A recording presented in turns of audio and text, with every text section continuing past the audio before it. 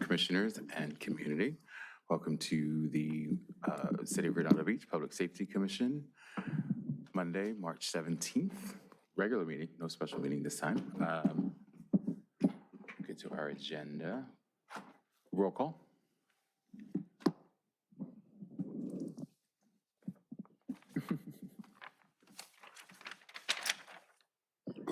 Commissioner Carmichael.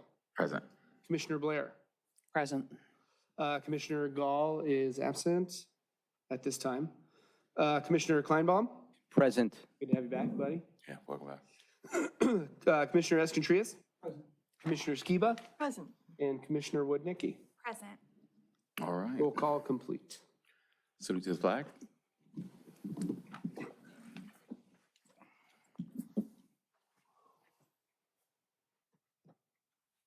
I pledge allegiance to the flag of the United States of America and to the republic for which it stands, one nation, under God, indivisible, with liberty and justice for all.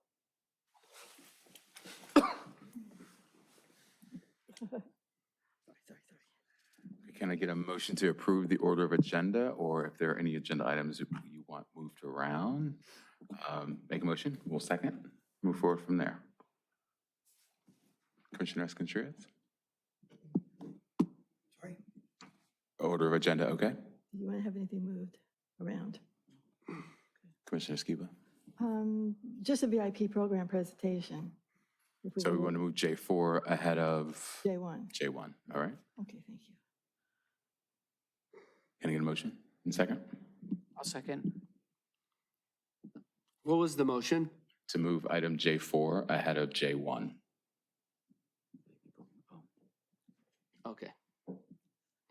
And that was by Commissioner Skiba? Commissioner Skiba, second by Commissioner Escontrias. No, Commissioner. Blair. Oh, Blair, sorry. Mhm. I know. And all in favor? Aye. Aye. Any opposed? So moved. Any other agenda items, or we go with it as is? Okay. Any blue folder items? Negative. All right. Consent calendar, approve affidavit of posting and approval of minutes from February 27th. Can I get a motion to approve this, the consent calendar?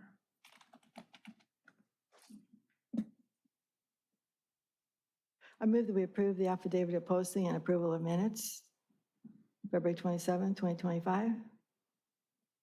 Motion has been moved. We need a second. Second. All right, motion by Commissioner Skiba to approve the consent calendar, seconded by Escontrias. All in favor? Aye. Aye. Any opposed? So moved. Approved. I like this new person. Our minutes are like update. We're not backlogged. Oh, yeah, I saw that. Any excluded consent calendar items? Negative. Agenda item H, public participation in non-agenda items. This is the opportunity for members of the public, the opportunity to speak for 3 minutes on any item that does not appear on our agenda. We'll allow 30 minutes for this participation. Anyone online? Any? No Zoom participants. Let me refresh here on the comments real quick.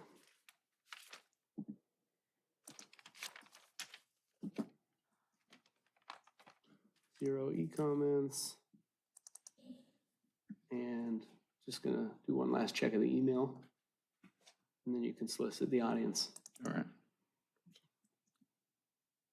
The one time I didn't check email, I would have one from like 1 minute ago. You know it. 100%. We had a late public comment, but it came via email, so he's going to check that real quick before we open it up for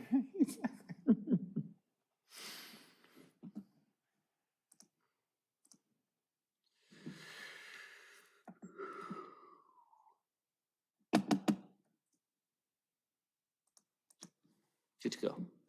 Any member of the audience would like to?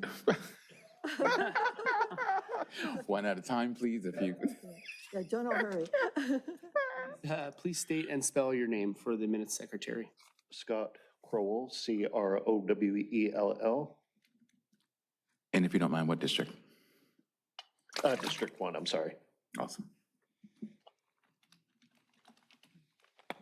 You're all set. Okay. Good evening, Commissioners.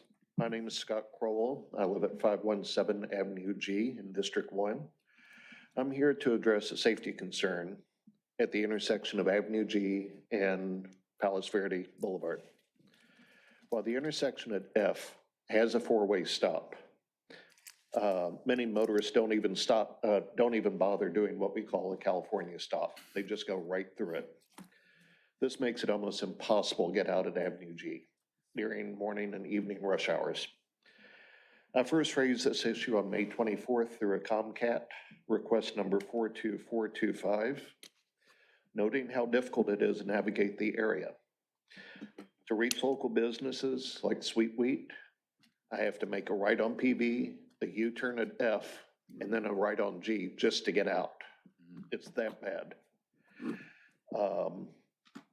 In July 2024, the city conducted a query with the residents living 150 feet from the intersection about installing a four-way stop there, and it failed. And that's as far as it's gotten. The problem still persists. I understand officers are very reluctant about doing traffic tickets because that now means if it's challenged, it's traffic court. And that's more time instead of working in the city that they're sitting in a courtroom for this. I asked the Public Safety Commission to look at this and see what else can be done. I've exhausted everything I can possibly do, but the safety issue is still there. I've seen runners and walkers nearly get hit because it's uphill coming from PCH. Thank you so much for your time. Thank you. Any clarifying questions? Yeah, I have a question. Okay, if you don't mind, clarifying question. All right. You said that in July 2024, there was a query made of residents about putting in a four-way stop. This is what I understand from the city commissioner. And then you said it failed. Do you know It failed. why? They didn't get enough votes. Got it. Okay.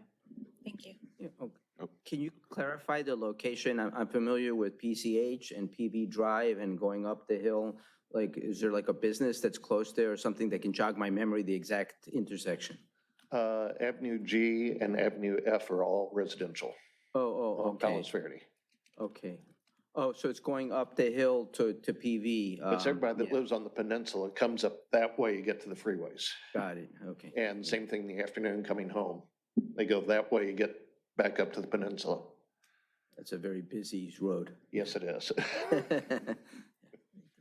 Quick question, is the, I'm sorry, Commissioner Blair. I gotta say it 'cause the minutes person. No, it's fine. No, you're fine, you're fine. The minutes person, we want to make sure that they know, okay. got it. And the last a person to rookie, speak was so- Commissioner Kleinbond. No, we all, hey, okay, sorry. Commissioner Blair. So is it primarily pedestrians or vehicles or both that you're concerned about in that space? Both. And bicycles too. Didn't we just put bike safety lane, like bike lanes there? No? No. Okay. Okay. Thank you very much, appreciate it. Thank you. Thank you.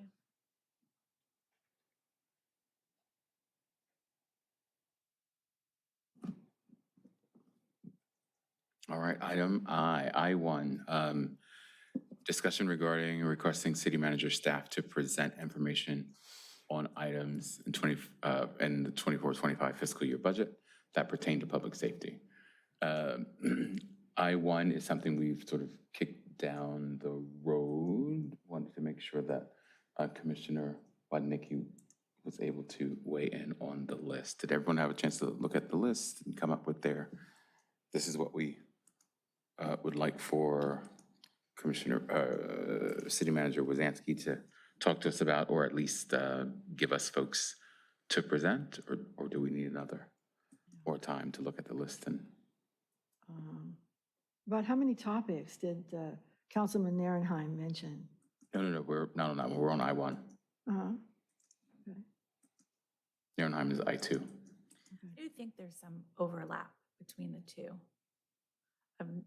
There's discussion, so feel free. Oh, yeah, of- I'm sorry. Commissioner Wadnicki? Of the councilman's list and of the city manager hit the, I think there's some overlap Mhm. between the two. Mhm.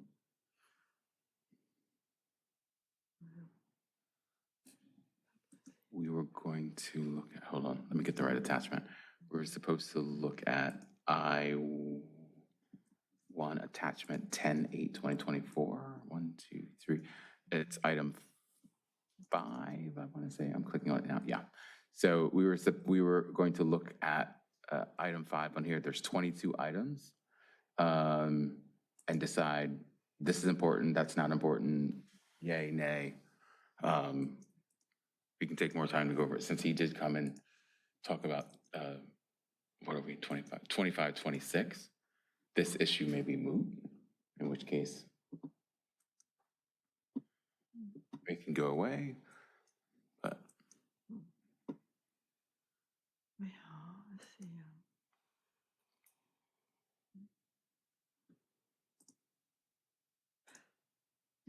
Well, didn't they add a couple of, Commissioner Skiba? Yeah. didn't they add a couple of motor officers also? I think so. Yeah, I think they did. I think that's on this list. I know, well, here are the things I'll point out that I feel like are still relevant. There was a request about item 4, an update on the homeless housing supervisor. That's who Lila would report into. So I didn't know if that was still something we wanted to get an update on. Update on the crossing guards, number 5. Didn't know if that was still important. The code enforcement part-time staffing, number 6.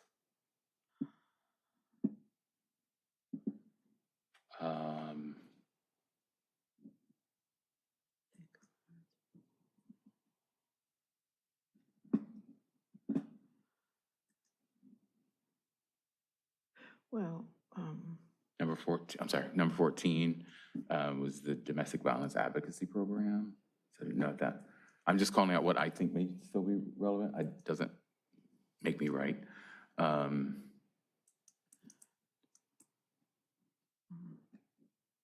don't see the officers on this list.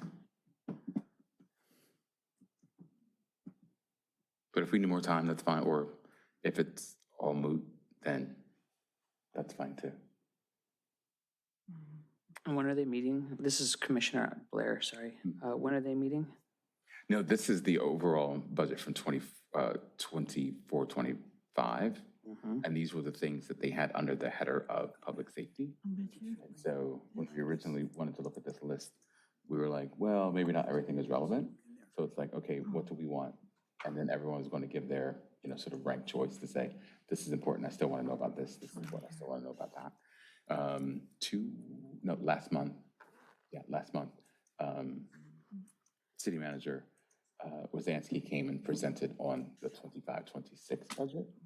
So that's why I'm like, this may be moved because, just because of how much time has passed and where we are. So, yeah, it's on the agenda. It's a continuation, so just want to either keep it or kick it. And to Commissioner Wadnicki's point, one of the other things that we asked for was that city council, whomever, swing by and say hello. And Councilmember Narenheim came by, so that's I2, and gave, so some of the things were already on the budget from city manager, then he came and raised as an inflection point.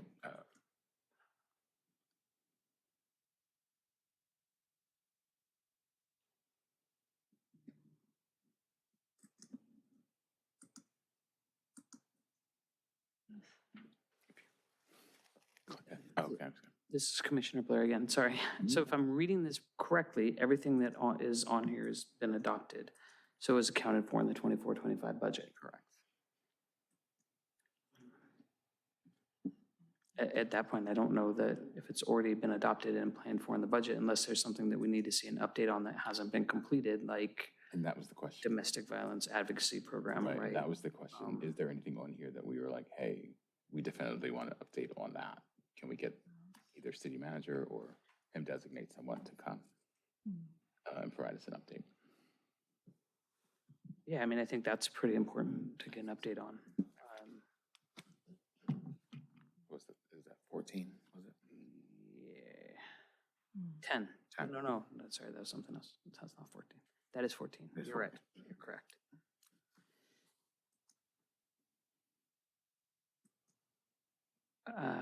I see a few things on here that are with regard to technology, equipment, and vehicles for our police department and replacing, taking care of those things. And I don't know if we have an update to make sure that that's happening or where they're at there, but I do think that's very important as well. I agree. Which numbers? Because then I'll just make a motion. Yeah, there's like, Okay, that's fine, sorry. 13, Mhm. PD body cam.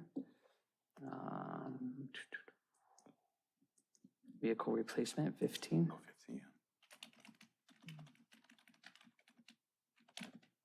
And 18, their technologies.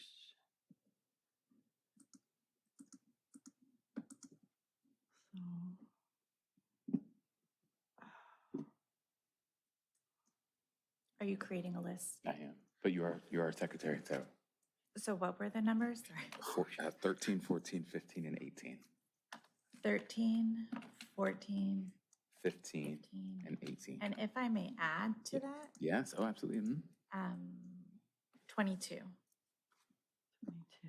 That's Commissioner Wadnicki.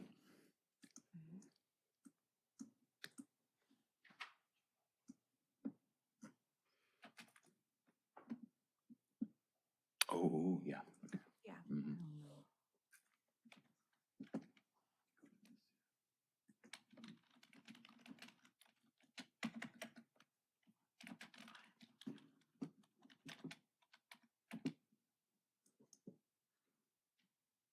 All right, okay. I like Commissioner Carmichael, I like number 6 as well. Yeah.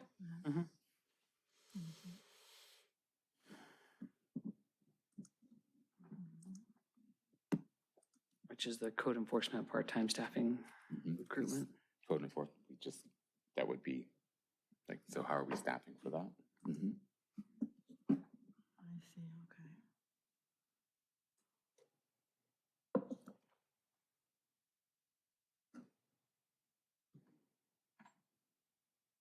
Oh, cars, what's that? I also think, this is Annika, Commissioner Blair, sorry, the replacement of the personnel lift at the Performing Arts Center is a pretty Ooh, yeah, number important 3. piece. All right. I'm assuming that keeps us ADA compliant. Exactly, yeah, I agree. It's my huge handicap placard that I don't read. All right, I'll just do a quick roll. Commissioner Contreras, any? No. Commissioner Skiba? Still looking. Okay. Thank you. Commissioner Kleinbach? I don't have anything. Okay. Commissioner, no.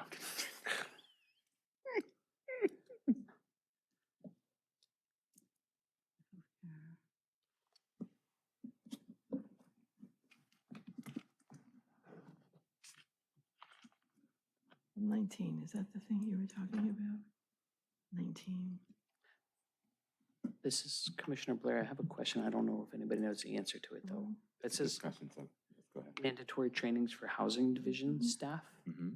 Is that in, What's a different one? Okay. like, Right, just thank you. help me understand more what that might look like? I don't know, which is why I wanted an update, but I can tell you that the housing folks just did a presentation on it Mhm. at City Council. Mhm. Where are we? Good Lord, what's today, Monday? So last Tuesday? That's Tuesday, okay. So let me do this. I'll put it on here, but what I tend to do is, if it's somewhere, I'll just send through Kyle it out to everyone, and then you tell me, like, then you send it back, because Brown Act, we can't like talk about that. And then if you say that's not enough, then we'll keep it as a more formal update. What number is that though? 10. 10, okay. Really, my question was specifically, is it like safety training for them? Is it, That's in the Yeah. presentation. Like, Got yeah, it. I remember Perfect. the slide number, but it had like this segment of the population takes this type of training, this type takes this type, and it even broke it out.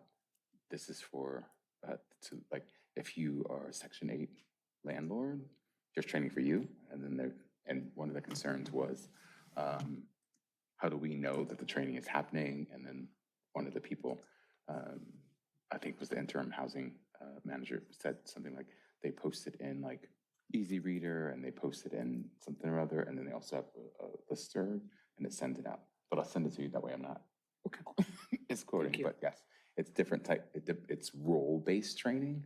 And by role, like if you're unhoused, there's training for you. If you're a part of the housing team, there's training for them. If you're a landlord for Section 8, if you're a landlord for, there's training. Got it. So was different. Cool, thank you. Yeah.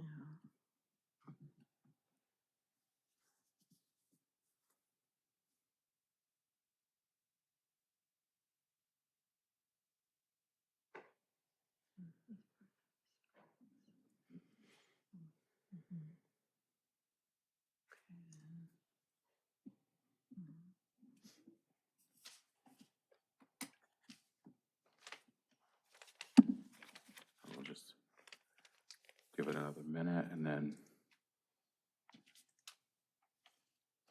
it'll stay continued. So if something, pops up, you see what the list is, so.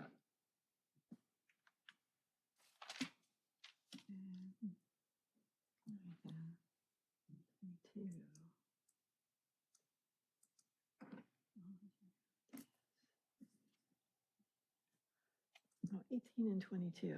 18 and 20, oh, on the list, okay. So, Yeah. I'm good, right, right, okay. So, did you add 10? I thought 10 was a maybe. Is it maybe? Okay, what do you want, did you want to add it as a? I'm going to put it as like a side note. Okay. All right, so I'm going to make a motion for I1 to remain continued with our focus being item 3, 6, 10, 13, 14, 15, 18, and 22. Any second. A second. All in favor? Aye. Aye. Real quick. Yeah. That last thing you just said was great. Everything in between, I was struggling to hear, and the technician is struggling to capture it clearly for the video. Okay, So just like move them a little closer, I think. okay, I turned the volume up a little bit too, okay, without it getting too scratchy. okay. But if you will speak, for my sake also, because I'm not good in the hearing department. Will do. I'm like, I don't know if you guys are noticing the awkward stares of me trying to read lips also. That would be greatly appreciated. Thank you. Okay, Sorry. thanks. Oh, you're okay. All right. All right, item I2, discuss, I'm sorry.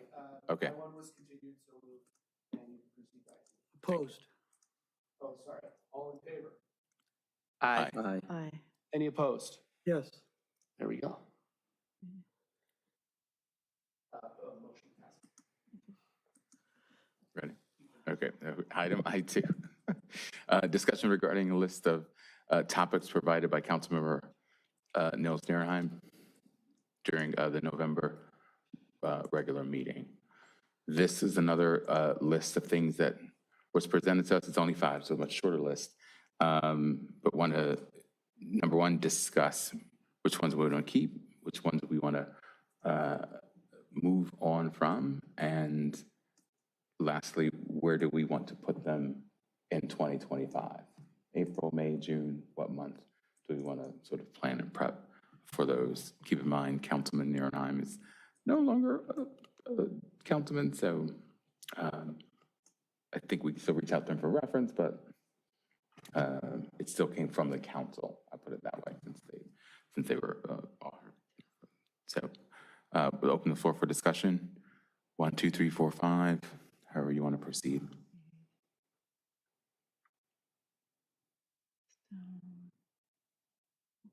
Project Moonstone. President Winter. An update or? Yeah, like more recent police calls and officer incidents. behavior on the part of the tenants.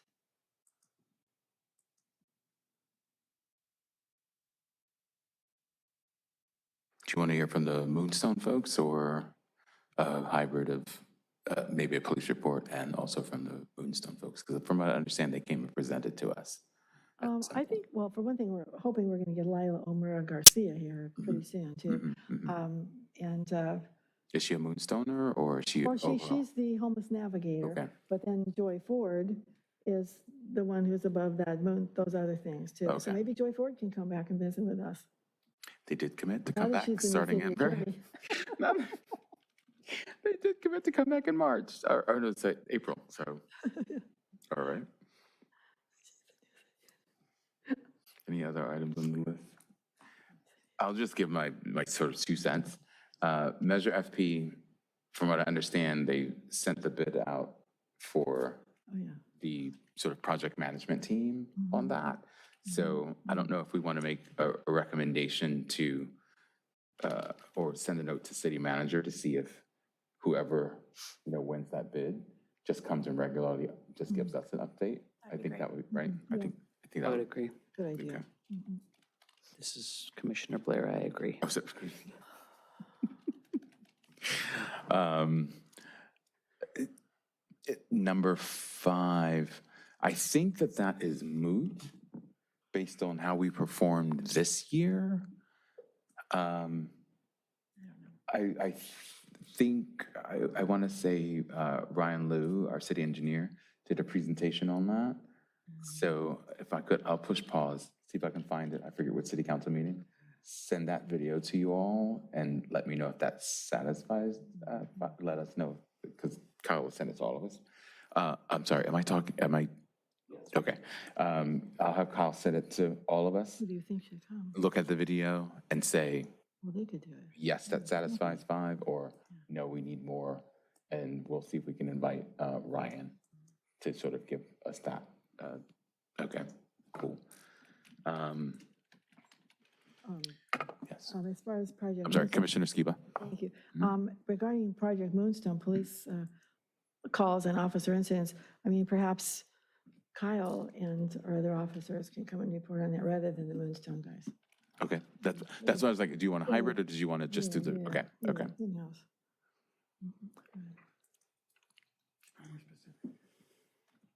You can add to it then.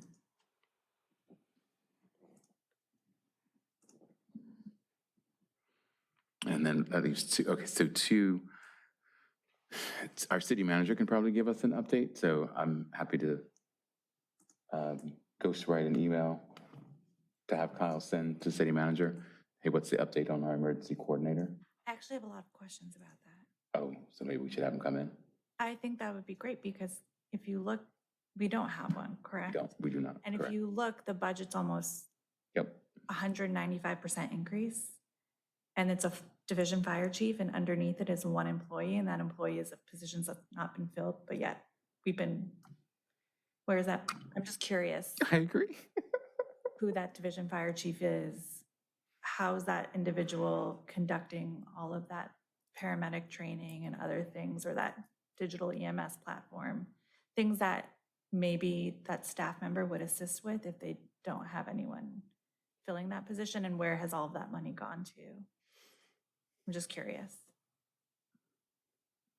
Or is it sitting? Like, is it going to carry over? Is it going to continue? I Is agree. it carrying over in 25, 26? You're right, I agree. Okay.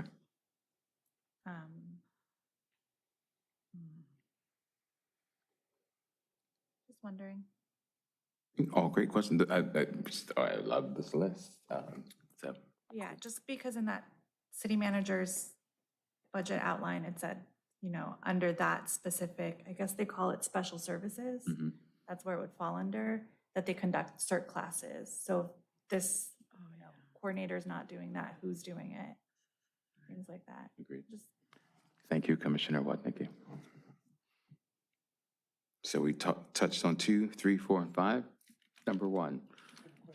Yeah, I'm sorry, yes. Commissioner, can you turn your mic on real quick? Thanks. Number 3. I think the clarification should be exactly what we are asking for. so that we can ensure that we are getting the information that we are looking for.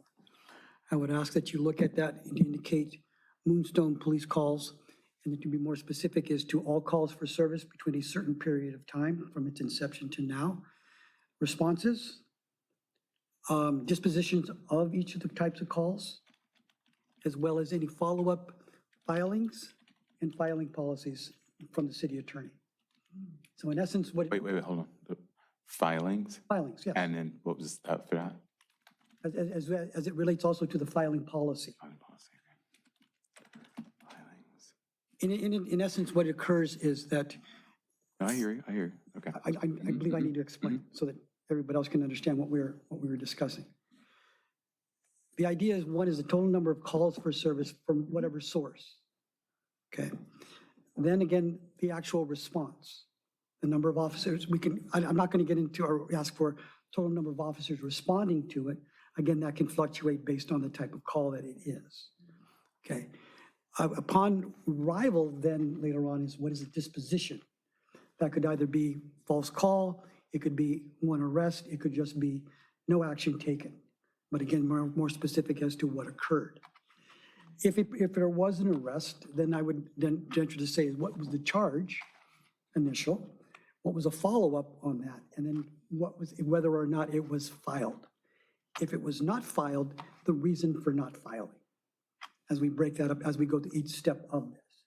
That ensures to know that the number of calls, I don't believe there's quite a bit of it, but I know that the community is very concerned about that location to a point of, I also believe that there are some misinformation out there of how drastic it is or how it is. So I think that would go right to it every step of the way, from somebody who calls all the way to the fact of whether or not we are prosecuting people. And if we are not prosecuting people, the reason why we are not. And that's what you mean by filing policy, like. The why did filing we- policy, yeah, because it okay. could be where the officers do everything right.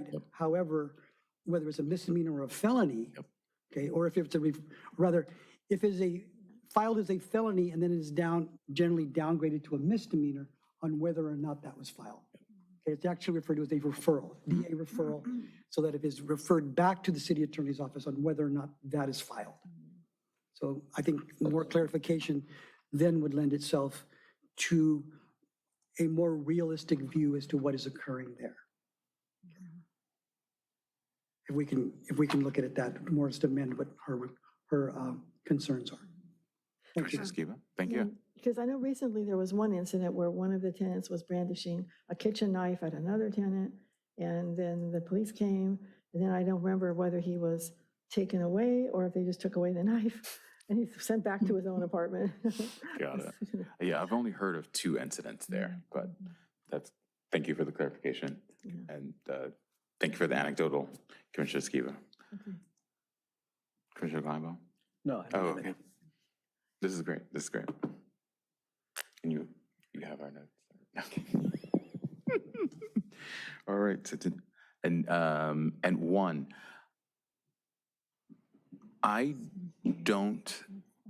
just threw it out. I don't know that this is still necessary for us to do.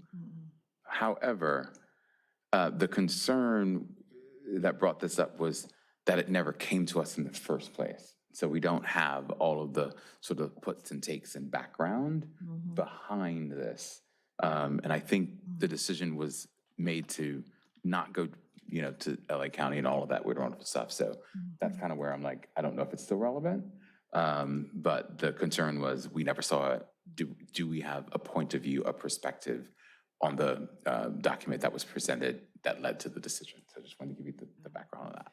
Commissioner Skiba. Yeah, there has to be a document available, because I remember that they came to the city council and Yes, they they gave a very lengthy report of all this, so that's got to be available. Okay, so we Yeah, it's want worth, the report. it's worth worth the pursuing, report. just to look at it, and then maybe we can move on a little, yeah.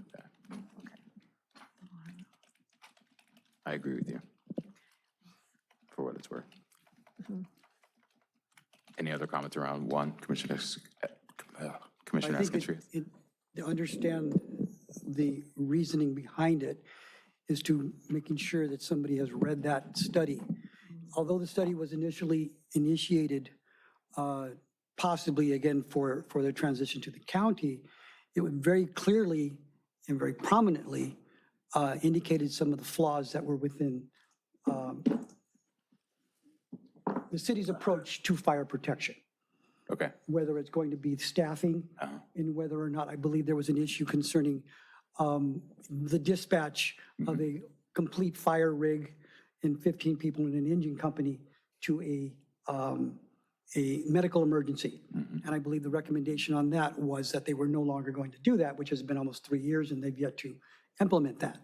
So it's almost in a sense to understand as to where these recommendations were made and whether or not they were going to be implemented, and if they are not, why not? The other issue with this comes under the idea of whether or not, when it talked about shift levels and staffing, is the condition of the buildings and such, that although Measure FP may or may not address it, in the meantime, we are still looking at an unsafe, possibly, okay, and allegedly, unsafe conditions in which they are working on and in until that particular time that any type of building is done. The concern is that if we don't address them now, we are actually may become more liable under a strict liability issue, in that we are very much aware of issues within these buildings that they are not addressing. So I think that the idea of the FP does not make any and all the information or the concerns that the county had moot. It doesn't clean a lot of it up. It only addresses maybe a building, but it doesn't address staffing levels, issues, training, or any other factors that we would have been responsible for. So therefore, if you choose to keep it, to look at it, and again, the idea is to reissue that fire study, and I believe there's 2 other fire studies that have been out there that also, that the city paid for, that have not been, actually, that kind of mesh into the same thing. Correct. The 911 system study was one of them, and there was another. There was the other done that's supposedly done by the interim fire chief. Kaufman made recommendations, right? Right. Yeah. So, okay. Fantastic. Thank you. Okay. Commissioner Skiba? Okay, and this may not fall into this exact thing, but they're still pending this subject of a possible $300 EMT fee for people who are getting the services at their house and transported or not, I guess. You know, Yes. Still waiting on that. Agreed. And they were supposed to figure out a vendor. One of the things that I said when they were having that discussion, and I was trying to find it, was to have it automated, not sending people stuff in the mail. Like, so, okay. Great reminder. Thank you. Commissioner Feinberg? Okay. Okay. This is Commissioner Blair. So I just want to clarify. Did we, I think what Commissioner Escontreras was saying is did we implement any of the recommendations from any of these studies for the fire department? Is that Agreed. the question that we're trying to get to? I think that's one of the things he's saying, like it's still relevant. Okay, Because we I need to agree. get those answers, right? Yeah, I Right. agree. Would you like me to answer the question? So, No, I don't know that we, No. I wasn't, what was that, the question that you were trying to get to? Yes, would you Okay. like me to answer that question? I don't know that any of us here are suited to answer that. yeah, we're not. No, as to what my intent was. Oh, no, I appreciate your intent, but I think it's an important question to ask. And we can, I think once we get the document, I think there's specific call-out sections to say this is what our recommendations are. And then I think it's up to us to send like that sort of team letter to our fire chief and see if and how they respond to that. Yeah. I think that gets us over that hump. One of the things I forgot to mention at the top of all of this is, because I love these questions, I love this dialogue this evening. I spoke with city manager and I wanted to really push him on our affect as a commission. And so we had a little back and forth. It wasn't like negative, but just, back and forth. But one of the things that he did concede is that one of the things that he would like to see us sort of lean into is how the programs work and how effective the programs are. program being fire department, program being police department, program being, so not necessarily sort of audit accountability and those sorts of wonderful things, but let our recommendations be so sound that they that they force the only movement to be an audit. They force the only movement to be, okay, who's accountable for X, Y, and Z? So I'm excited. So I just wanted to share that with you all to go, it's like, don't just, talk about it. Like, then send the recommendation, me, city council, and sort of make us. And so I was like, oh, okay. He's like, but keep in mind, the program doing what it's supposed to do?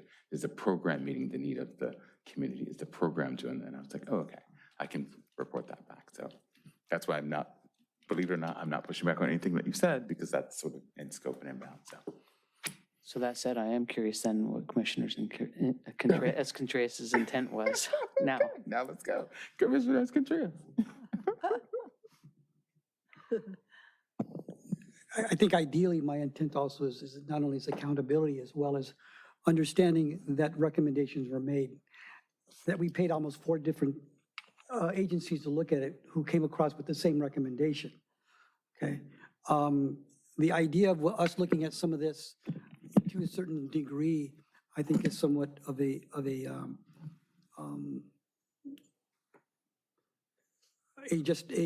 exercise in futility, because as the idea comes as to how much transparency there is, and most importantly, the discussion that goes on within the fire department and the city manager as well as the city council that they do in private. I think at the best we can ask, we can expose, we can hopefully have other people ask the same things, but that doesn't necessarily mean we're going to get an answer. So the thing again is to push it out there, one of many voices, if you will, to ensure, or hopefully that we are going to get some answer. Okay, so my intent mostly is that recommendations have been made, and I think many of them are very viable and very doable. It's just whether or not there's the idea of somebody wishing to do it because the status quo is a lot easier. Yeah. That's my recommendation. That is what I'm looking at with that. Fair. But I think also that we're gonna kick this can down for a few more years. Because I think what'll probably happen is this saying, well, yeah, but let's do FP first and we'll worry about this after. And everything will be pushed to the back because it's not convenient. Or the fact that again, someone doesn't want to do the change and therefore it's not going to change. Thank you. Commissioner Skiba? What about this?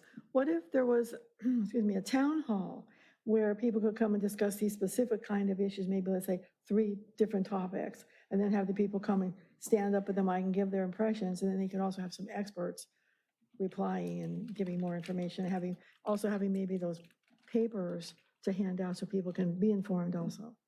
It might be like to take it away from just 3 minutes at the mic at the council meetings. Right. Where they could actually really maybe dig into it a bit. Like a round table, or maybe just a full-on, everybody shows up and sits down and takes their turn. I like it. We got we have new council members that we can push them. Commissioner Wadnicki. I'm sorry, were you doing this? Okay, Commissioner Wadnicki. I thought everyone brought up great points, especially Commissioner Escontrias. It's something I didn't even think about with regards to the study, in that it's going to be a while until these structures are built for Measure FP. And we are aware of many glaring issues that are with our current infrastructure.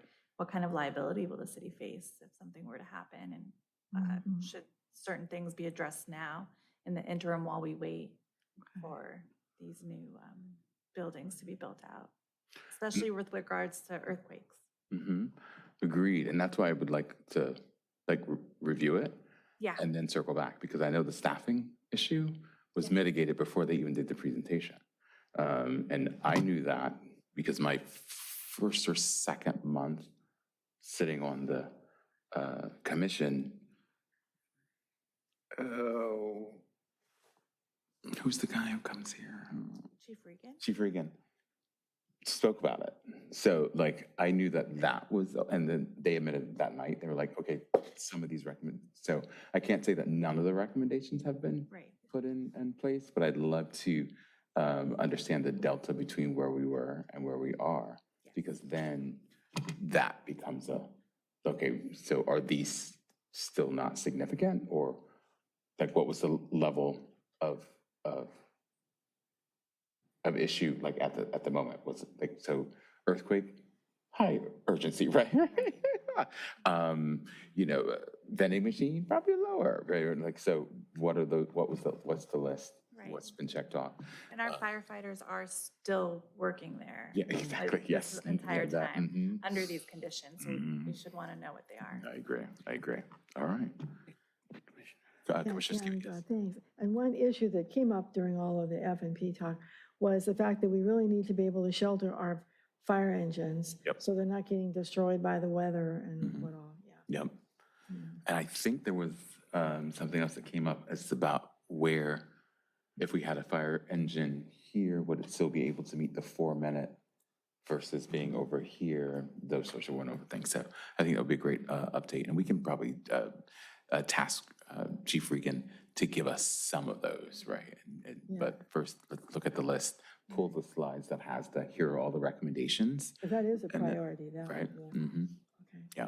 Yeah, I agree. This is Commissioner Blair. I want to make sure that we don't lose something that Commissioner Esquibas said, which was, it sounded almost like, and I don't know how this all works in here, but it was this idea of a town hall almost meeting with leaders to be able to update the public, and where the general public could come and ask a question, not just Monday nights at 7 o'clock if they can't make it, right? And so I want to make sure we don't lose that, because I think that that's a great idea and it's important for the community to be able to engage at some level a little more proactively. I like that. All right. So if we're all good, I'm going to make a motion to continue I2 with key inflections on, one, getting a copy of the report for Measure FP. Two, for the city manager to answer a few questions. We've taken notes and we'll have this more detail. And we're also, this is being recorded, so, we'll take minutes. Three, not just, the words that are written about, incidents and police officers, but really leaning into inception to close out for any calls, the details, response, disposition, and any policy filings. For number 4, reach out to the city manager to see if the chosen project manager for Measure FP can provide updates to the commission monthly basis at each of our meetings. And number 5, I'm going to take a note to send you all the update that Ryan Liu gave. And if that is sufficient, then we'll move on from that. And if it is not, then we'll come back and add action items for number 5. That's my motion. Second. Aye. Aye. Perfect. I3, this I3 is continued until April. Okay. Any objection? No. All right. So we're going to move to J4. I'm sorry. Kyle, are we able to move to J? We're closing out item I. We're moving to J. We moving to, okay. Okay, moving to J.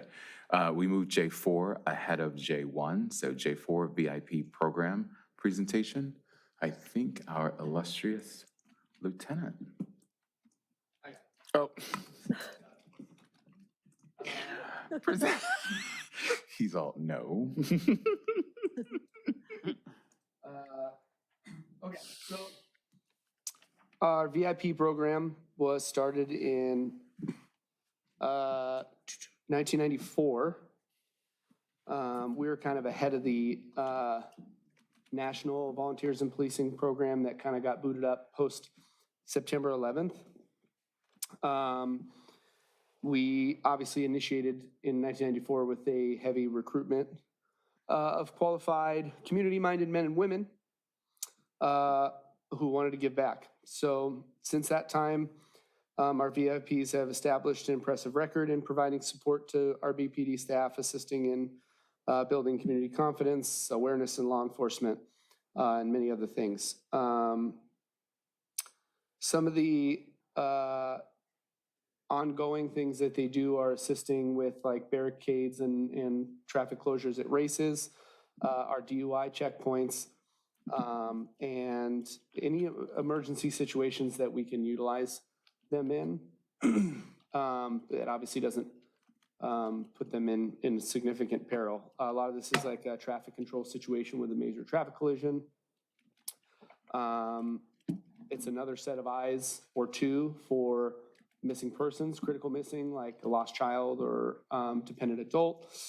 The minimum requirement is 4 hours a week. Most of our volunteers do exceed that. There is kind of a customer service approach. They do things like vacation checks, which would be more customer service oriented police function. They come by and check on your home while you're on vacation. They are not directed to involve themselves in any sort of perilous situation. They are trained if any sort of confrontation or danger looms that they back away and obviously observe and report to the on-duty sworn personnel and fire department, et cetera, as needed. And they have a marked vehicle, not marked in the same way. It's all white and it's indicated that it's volunteers. As you guys know, that a black and white car and a badge and a gun and a vest can sometimes be made a target for that reason. And they have radios. They have radio contact with our dispatch. And then I have some, you guys have seen this information before, but it is substantial if you really look at it. So the total number of hours for 2024 was 3,796. 2023, the total number of hours was 3,617. So, times that by minimum wage, even just minimum wage, it becomes a substantial amount, or at least in my circles, it's a substantial amount. Mine too. They do a lot of things. They write citations, warnings, graffiti reports. They are constantly doing security checks of parks, schools, daycares, senior centers, and even miscellaneous like security checks that we request. So as an example, after October 7th, obviously the Jewish houses of worship in the city were at the forefront of that public safety mindset. And so we can include that in their kind of regular patrols based on current events. They do vacation checks, court runs to the district attorney's office with paperwork. Same with probation and Inglewood Court for juveniles. They serve subpoenas, even do just like deliveries for us. Like, hey, like you'd be surprised at how much stuff builds up in we have 2 police buildings. Although, fingers crossed, FP will put us under one roof. But there's a lot of interoffice envelopes that need to go back and forth. And something as simple as that is extremely helpful. As you know, we have 27 different positions for crossing guards, and they get sick, they get injured, things like that. So they'll backfill in crossing guards. And this last year, they added doing skimmer checks at our gas stations, because that's probably the most common where we get the skimmers that are inserted into the credit card machines to steal data. Anytime they get special events or major holidays, they get put out in the field as a presence and can get flagged down for citizen assist. People lose stuff, they find lost property, things like that. And then they have they have an administrative portion, and they've put in over 1,400 hours there. And they have a couple dedicated to crime analysis, helping them with over 400 hours this past year. Right now, we have 14 active. One of them does double duty with our domestic violence victim advocacy volunteers. And I'll field any questions you have regarding the program. Kyle, thank Yes. you. Oh, Hold on, sorry. hold on. Chair. Thank you for that presentation. I was going to ask you what VIP meant, but I'm glad you popped that in I should there. have started with that, my bad. Awesome, awesome. We'll poll the group with Commissioner Skiba. And they also do, they also write tickets for the handicap spaces. Correct, they do write citations. Get out. Yes, the $400 ones. Oh, Yes, there it is, that's the one. okay, can they sit at the Starbucks on the corner of Artesia? Okay, sorry. They know the spots. That's amazing. Now I want to be a VIP. That's proud. Okay, Commissioner. Tell us what it takes to become a VIP, what they have to go through to get to it. Well, so minimum 4 hours of a commitment per month. Most of them do more than that. There was a previous requirement to attend the Citizens Police Academy as a precursor to becoming a VIP. That typically would give them a strong base of operational knowledge. It's an educational program. And we have waived that, though, if somebody's interest was high enough in, as you know, all of law enforcement is suffering from a lack of interest out there for participants. So if someone can't make the commitment to attend that class, because it is 15 Wednesday nights, 3 hours, and then a 4-hour ride along and a graduation ceremony, we don't discourage them from applying. So it's no longer mandatory. We encourage it, and most of them want to do it to become a VIP because it does give you kind of a good knowledge base about the police department. Commissioner Carmichael here. Is there an age requirement? The HR is thinking talent pipeline. So could we do like for high school students of a particular age and above? 18 and up. 18 and up. is the- Typically see okay. it. Our applicants are, I would say, generally typically like of retired age, but that's not like necessarily like not a requirement or anything. That's just what's been the trend. Okay. But I think 18 and up is the base requirement. And you do have to pass a background check because there's sensitive information that you see. So unfortunately, that's sometimes where we lose some applicants because it is a full background check. And it's kind of a pain to do the full regalia. So, but Okay. generally 18 and up. And a lie detector test. Polygraph is included in the background. This is Commissioner Blair. Do we advertise this? It sounds weird, but like promote this at the high school? I went to Redondo. I wanted to be a police officer when I was in high school, and I never heard of this program. And I don't know if other kids that are there now that may want to pursue a career in law enforcement know about the program. I wouldn't say that we advertise it at the high school level. I would say no. We do a summer program called Teens in Policing, which is very similar to our Citizens Police Academy. A little more hands-on because a teenager's attention is harder to keep, and the classes are 1 hour shorter, and the topics are. It's about half the amount of topics, and it's the big fun ones: CSI, K9, SWAT. So I would say that we've put more of our effort in appealing to the high school age with that program, which can, as after graduation, could lead to recruitment in the cadet realm, and then obviously that subsequently would be potential recruitment for the sworn officer level. Awesome. Commissioner Escantria. Yes. I would hope that that you would pass on a little bit more, or rather, a acknowledgement that we are aware of who they are, what they are doing, and that their job is appreciated. And hopefully you can pass on as well as the information that I received from you of the 8 of them from 2024. Each of them will be receiving the Presidential Volunteer Service Award, which will be probably more than likely presented to them by the City Council, probably the next 2 or 3 meetings, and each of that is based on the total number of hours for 2024. And hopefully what will occur in that is that anybody who may have been, say, in 2023, but maybe for some reason 2024, they weren't able to, that if we get those names, they can also be acknowledged. And each of them will receive a, depending on the number of hours, for example, I believe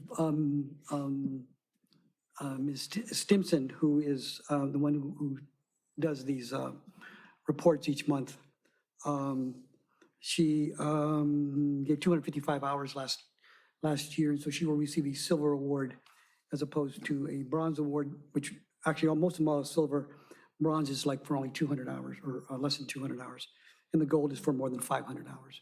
So each of them will receive a certificate signed by the President of the United States, as well as a lapel pin, and as well as a challenge coin. Very good. I will absolutely pass that along. Yeah, The appreciation that- especially. Okay, this award was actually developed or actually brought forth by, I put several community members, okay, right? As well as a nonprofit organization in the community that most definitely appreciates volunteers. Very good. I do especially. I see probably the most of it. So we appreciate that, and I know they will. Thank you. Also, if And you're believe it or interested, not, hit me that's up. J5. And believe it or not, that's J5. So can't wait to get to it. Commissioner Kleinbach? Yeah, I had a question. I'm just curious, the makeup of the volunteers. How long do they stay in service? No job lasts forever, especially volunteer work, but do they stay a long time, or how long typically? Yeah. A good amount of ours have many, many years. We've gotten some more recent interest in the program. Right around the time I took over the Citizens Police Academy, not trying to brag or anything. But we have gotten a few new, but they're already at a year, 2 years, and have not indicated any intention to depart from their duties. Sometimes we'll see a hire, this has happened once or twice in the past few years, a hire, and then they're like, this is a little too much for me physically or otherwise, and then they'll, just gracefully resign, but they love the opportunity, and they remain a Citizens Academy alumni if they took the program, which does have occasional volunteer opportunities. Commissioner Wadnicki? One of your volunteers. I'm gonna okay. defer to the Oh, chair. okay. Keeps Commissioner going person Wadnicki? by. Oh, no. No, okay. Commissioner Skiba? Yeah. One of your volunteers, Norma Mitchell, told me that she took the academy because she wanted to be a VIP. Yes, So I met her on the Esplanade, today was her birthday, and by she the way. said, I'd like to volunteer, and I said, I got the perfect thing for you. And then I lost her email address, but thankfully she found mine, so Oh, my God. it ended up being a success story. Yeah. Nice. Commissioner Blair? I'm good, All thanks. right. All right, we're going to move to item J1. Looks like we do not have our fire department. Chief Reagan was unavailable. He's actually acting chief right now, so I think he just has a lot going on. He was unavailable. He called me earlier. So you can proceed. All right, J2, that's you. Discussion of crime recap, community policing volunteers. You don't have to do that again. In addition to the part one recap, on Friday evening. Do I take one? It's Friday evening? Yeah. Okay. Sorry, I panicked at the last second. Friday evening, we had a DUI checkpoint. As you guys know, this is busy holiday weekend for alcohol consumption. And so obviously our priorities are to encourage people to drive sober and, take those who do not off the road. Our community policing report, we did a Keep the Esplanade Beautiful. Saturday, March 1st, we had some participants go out with that nonprofit and clean up the Esplanade. If you notice, this is a departure from the previous reports, which included a coffee with a cop. As you guys know, The coordinator of Coffee with a Cop was in no condition to host a Coffee with a Cop that weekend. So we just did the cleanup and we didn't have to do a combo, but we look forward to another opportunity for that. You have an alibi. We get it. I did, yes. There's video evidence. We participated in Read Across America nationwide program throughout schools all over the place at Hermosa Vista. And I believe I saw at least 2 of you at the public safety open house that we had right here in the Civic Center. Yes, yes. This year was I think even better than the last couple attendance wise. And it turned out to be awesome weather. Great event. First couple years we had some rain scares that stressed me out, but it was a great day. Upcoming on the 29th, we have a bicycle rodeo at our annex facility in the parking lot. And then we will be at Toledo's Western Night. They have a big fun night for kids. We're gonna go out and serve popcorn. And then we will be also serving popcorn at the city's Extravaganza event at Franklin Park, which is extremely well attended on April 12th from 10 to 2. And then we will also be attending the City of Redondo Beach birthday celebration. I wrote at Dominguez Park. It's at the Moral House, the museum there that's inside of Dominguez Park.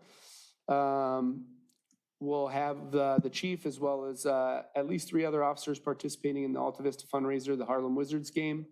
So we'll be balling it up with some Harlem Wizards, along with some members of the fire department and the school district, most likely probably the teachers. We will be at Toledo Heroes Day, April 30th at 10 a.m. And then in June, we have our law enforcement torch run. Last year, we raised $3,500 for the Special Olympics of Southern California. So you'll see us out there carrying the torch through the city. It says June 2025. The official date is going to be Monday and Tuesday. Sorry, June 2nd and June 3rd. I just got word. Will likely be our times that we're carrying the torch.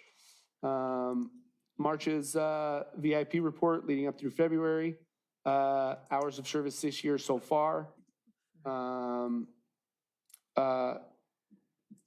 2,034 total. At that pace, you're gonna beat last year. With our current 14, yeah, we're gonna crush it. Yeah. Probably the last couple of years. Obviously, COVID is an anomaly. We didn't have volunteers at that time. Any other questions, RE? Any of the things I just talked about, J2? Commissioner Escantria? Commissioner Esquiva? I have a question, and if it pertains exactly, but the PV Boulevard Prospect area and all the speeders and this, I know they've tried a few different things so far. They've had the truck checkout checks and some other, have they considered also using like cameras to see who they're capturing some of these people? Because when Rolf Strutzenberg was here, he said that he was there, his children were on their way to school, and someone just zoomed right through the crosswalk as there's a crossing guard in the crosswalk and kids. I mean, Yeah. they maybe they could do like a camera system like they did with those red light cameras Yeah, that can catch you at the moment of, that would be like a big city decision, Yeah, I I think, know, the yeah. implementation of yeah. red light or speed cameras. Yeah, There's speed questions of constitutionality, but I know there's been implementations in spite of that. Yeah. Because I think they just, well, I don't know what the judge decided, but there's case law about the constitutionality of cameras, and they're typically not accepted in court because there's not a person there to swear and testify under oath, but they exist across the nation. But we wouldn't specifically maybe employ that tactic other than like our other than individual enforcement examples, like I just hold my body cam out the window if I'm going to work a stop sign or something. But that's more individual evidence for a certain circumstance with me observing the violation. And citations, I mean, they can mail the citations, can't they? I mean, some cities That mail would be a the function citation of if you drive away. like the red light cameras. Mhm. They essentially record the plate Right, if it's exactly. legal and legible, and mail the registered owner the citation. Yeah. Yeah, because I know when I did parking enforcement, they have people run away while you're trying to write the citation. Or Yeah. before you can print it up and hand it to them, they take off like, vroom, and then they Yeah. get it in the mail. You know, Right. So it still Right. comes back. Still to the, them. still the officer Exactly, there yeah. for like physically Yeah. observing the violation. Exactly. But, yeah. Yeah, okay. Right. Commissioner, Commissioner Kleinbach, can you imagine? Like, did you think I don't know who you are? Like, I know. I'm sorry. Bye, Bobby. See you later. Hi, Bobby, 1313 Grim Street. All right, I'm sorry, Commissioner Kleinbach.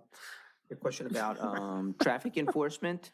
Has that become stricter or more lenient? Or it's my observation, I broke my arm and I can't go bicycling, so I walk for hours and hours every day, sometimes late at night. And I see cars go through stop signs. It used to be that they wouldn't stop, but they would slow down. Now their cars, they don't even slow down. They just go full speed right through the intersection, and I'm amazed. We did, so in the last 2 years, there was an increase of our total department number by two positions, which were intended to be dedicated to the traffic unit. And there was a substantial increase from 2023 to 2024 in the number of citations issued. It's just citywide, and you know, we do the best we can to address complaints, statistical evidence, et cetera. Inevitably, we're outnumbered to 70,000 to 1. But we go out there and enforce regularly, yeah. Okay. And we did, which resulted in that increase from 23 to 24, probably due to the increase in size of the traffic unit. Commissioner Blair. I'm sorry, were you fine? No, I'm fine. I'm Okay, fine. okay. That's it. Yeah, this is Commissioner Blair. So I think, one, in looking at this, right, clearly we've got, it's vehicles that people cars getting broken into left and right, it looks like, looking at your reports. Should we take on any type of, like, education for people? I mean, it seems like common sense, but what else can we do from the citizen side to help prevent some of this? I think is something we might. Sharing think about. information. I mean, obviously, we don't want to tread into the realm of like victim blaming, but obviously we encourage people to lock their vehicles, not leave things in their vehicles. Our big motto for the Neighborhood Watch program is lights, camera, action, which is like, hey, light up where you live if you can with lights within reason. Don't cause a neighbor to speak with like a giant spotlight. Cameras, right?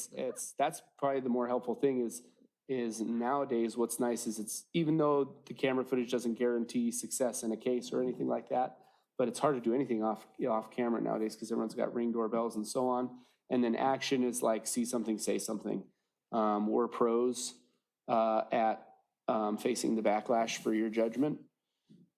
So go out there, and if you see something that looks suspicious, don't feel bad, just call. We go out, we look. And that's how a lot of stuff gets prevented from happening is, hey, there's this car I've never seen before driving down my street, looks weird. They stopped for 10 minutes in the middle of the road and then drove away. And we go and they have a violation, we pull them over, and now there's stolen packages in the car or anything like that. But yes, property crime is gonna be the most prevalent for Redondo Beach. That's what we deal with.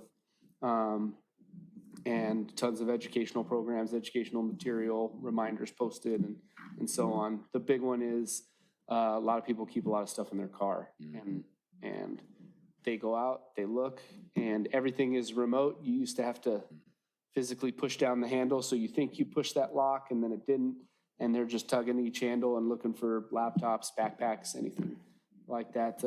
Big crime of opportunity, and yeah. Okay, thank you. Commissioner Skiba. Yeah, as far as the converters, the thefts of that, is that increasing or decreasing at all? I would say it's somewhat steady. We initiated a couple years ago, I want to say 2 or 3 years ago, and created a municipal code. And we actually heard some intel from our contact that some of the crews and stuff that were doing this became aware that we had a municipal code. We would also tack on if for anyone we would pull over in possession of the catalytic converters. So even if the case wasn't later filed, they'd have to go to our jail and get booked and all their evidence seized and car towed and while their case got processed. So I would definitely say we've done well in the South Bay with that. There's occasional flare-ups, those crews come out. Yeah. For us, it's like, people we try and educate as best we can. People wake up and they're like, oh, I heard a saw blade, and then I went outside to look, and then I saw him, and then I had to run back inside and get my phone. So you wake up and hear a saw blade, just call us, because, Really? and it's like, hey, did you spook them? Mm-hmm. Did they peel out and drive away? Because now we're looking for somebody driving fast, versus no, they seem to just turn around the corner, and now we're looking for somebody with no lights in that area, et cetera. Yeah. But occasional flare-ups, but generally steady. A couple nights ago, I saw a car come down our street super slow, stopped in the middle of the block, turned off his headlights, and then just stood there for a long time. Then he put them back on and drove away super slow. What was he looking for? I mean, he wasn't dropping off anybody at our houses. I mean, there's inevitably, in all suspicious activity, there's overlapping behaviors. So when Pokemon Go came into existence, we were getting suspicious persons calls all over the city, because teenagers were walking around and looking under and over and through and side streets and alleys. Oh my God. Delivery drivers, everything's being delivered from store to door now. So a lot of them are pulling up and stopping like that, turning off their lights while they're stopped, run in, drop the delivery, come back. When we would initiate like catalytic converter enforcement details, it was 3 to 6 in the morning. And we were pulling over any car with no lights on, and although it's not as common now with smartphone technology and the internet, but the newspaper deliveries, like they drive around at 3 to 6 in the morning with no lights on, and they're tossing the newspapers out, so we'd pull them over sometimes. So there is overlapping behavior and suspicious activity, but generally it's, better to be safe than sorry. See something, say something, kind of. Are you going to do any more of those etchings that they were doing before? We don't have plans to do any additional etchings. Oh, okay. There's a local business in Redondo Beach, I can get you that information, outside of meeting, that does it for free. That's, was always coming to our etching events to help us identify converters. I'm fairly smart, but I'm not a mechanic. So sometimes they would point it out for us to etch. Generally, that was an attempt to track stolen converters. Finding a car full of 7 or 8 converters that are stolen with some suspects, and then part of the problem with filing a case was identifying victims. If you couldn't identify a victim, it was hard to file a case. If you had a license plate etched into one, you could identify a victim and be like, hey, now we got a case. We generally haven't been doing it. We encourage that relationship with the local business, or encourage people to get, if they have a maker model that's susceptible, the shields, because that's more preventative in nature than the etching. Okay. Commissioner Cool. Nick, Thank and then we'll come to you, Commissioner Escudero. Are you good? Okay. Commissioner Escudero. And I think, kind of addressing a little bit of your question, concern about what the community can do, and it bothers me even to have to bring this up, but I think there's a balance between what the community can do and, most importantly, what the officers can do. Within 2 days, within probably 300 feet of my house, I've had 3 victims of burglary from motor vehicle. Okay? The issue that bothers me was that on 2 of those 3, the officers took a report, and it was almost, and according to each of them, was like pulling teeth. And only one of the 3, which I'm going to most importantly write a comment card or a commendation, the officer did what we generally refer to as a door knock, and knocking the doors and looking for additional cameras and things like that, which I found to be very basic police work, but most importantly, very much needed. And the other 2, no door knocking occurred. Nothing. Okay, on one of them, where the person actually caught the person inside his vehicle, trace evidence was left. By that I mean blood. And he then requested that it be taken. The officer refused. And then he had to call the watch commander. And then suddenly now the watch commander gets involved. Then they come back out. And this was after they were told initially that no forensic person was working. And then suddenly, when the trace evidence was to be picked up, suddenly a forensic person was available. It sends mixed signals. I get it. And unfortunately, because I'm somewhat aware of how this occurs and what it does, and had half a mind to go my own print kit to do it, But it's frustrating when I'm hearing these people, and it bothers them because I can't defend some of the actions, and the others I can. So my thing with that is to say, hey, do a follow-up, ask questions and such. And so I think when we talk about the education goes both ways, in which if the people don't feel that they're being supported or such, that somehow the impression comes in as to why am I even calling you if you're not even going to take a report? That happens rarely. I see it. It happens rarely because I talk to a lot of people who ask questions, but I want to make sure that the people understand is that it's not common, but it only takes one time and then suddenly it spreads like wildfire that suddenly, because if you talk to different people, they have different opinions as to how we respond to stuff. But I think the persistence is what pays off. And I would tell people this, especially if something occurs, make a report and demand a report. It may not go anywhere, I get it. But I think the thing is that if you can be able, especially like caliber converter thefts or any other theft, as a pattern occurs, then you can do sometimes put all that together to where it occurs. But it's bothersome in that. But again, I did have an officer come knock on my door, ask me, and I was very surprised. And I said, wow, okay, this is good.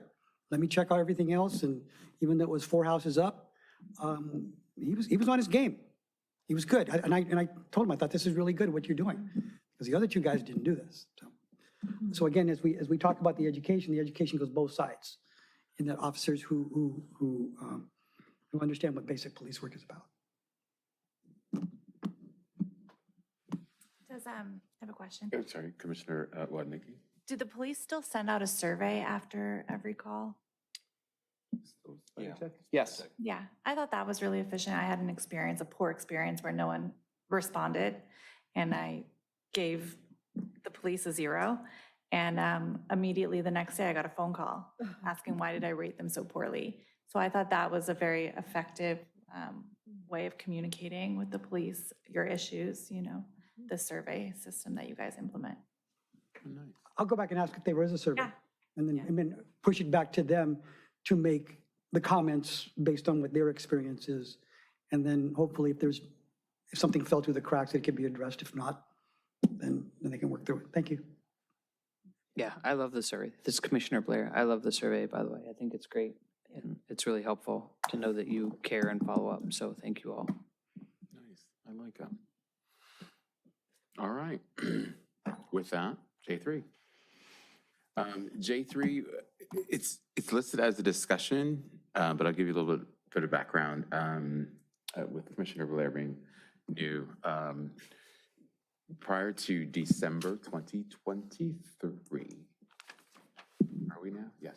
Prior to December 2023, a member of the city attorney's office would sit there and give us an update specifically on this title, on this topic, the city's enhanced response to homelessness. A little bit more background.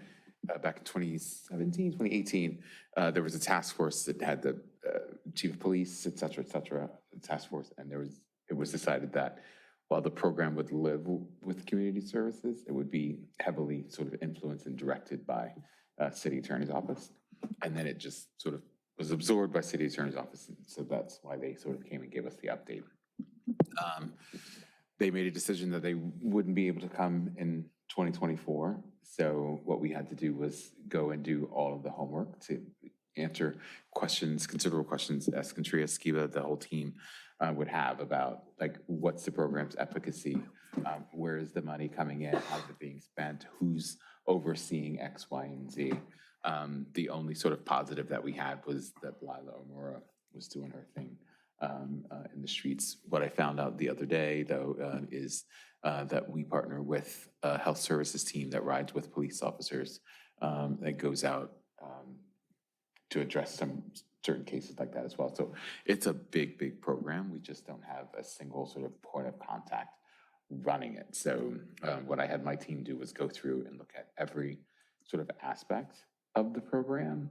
And beginning December 2024, I started sort of publishing in each one of our meetings an update on that. And in this one, most recently, Commissioner Contreras brought up a great point, which is why I spoke to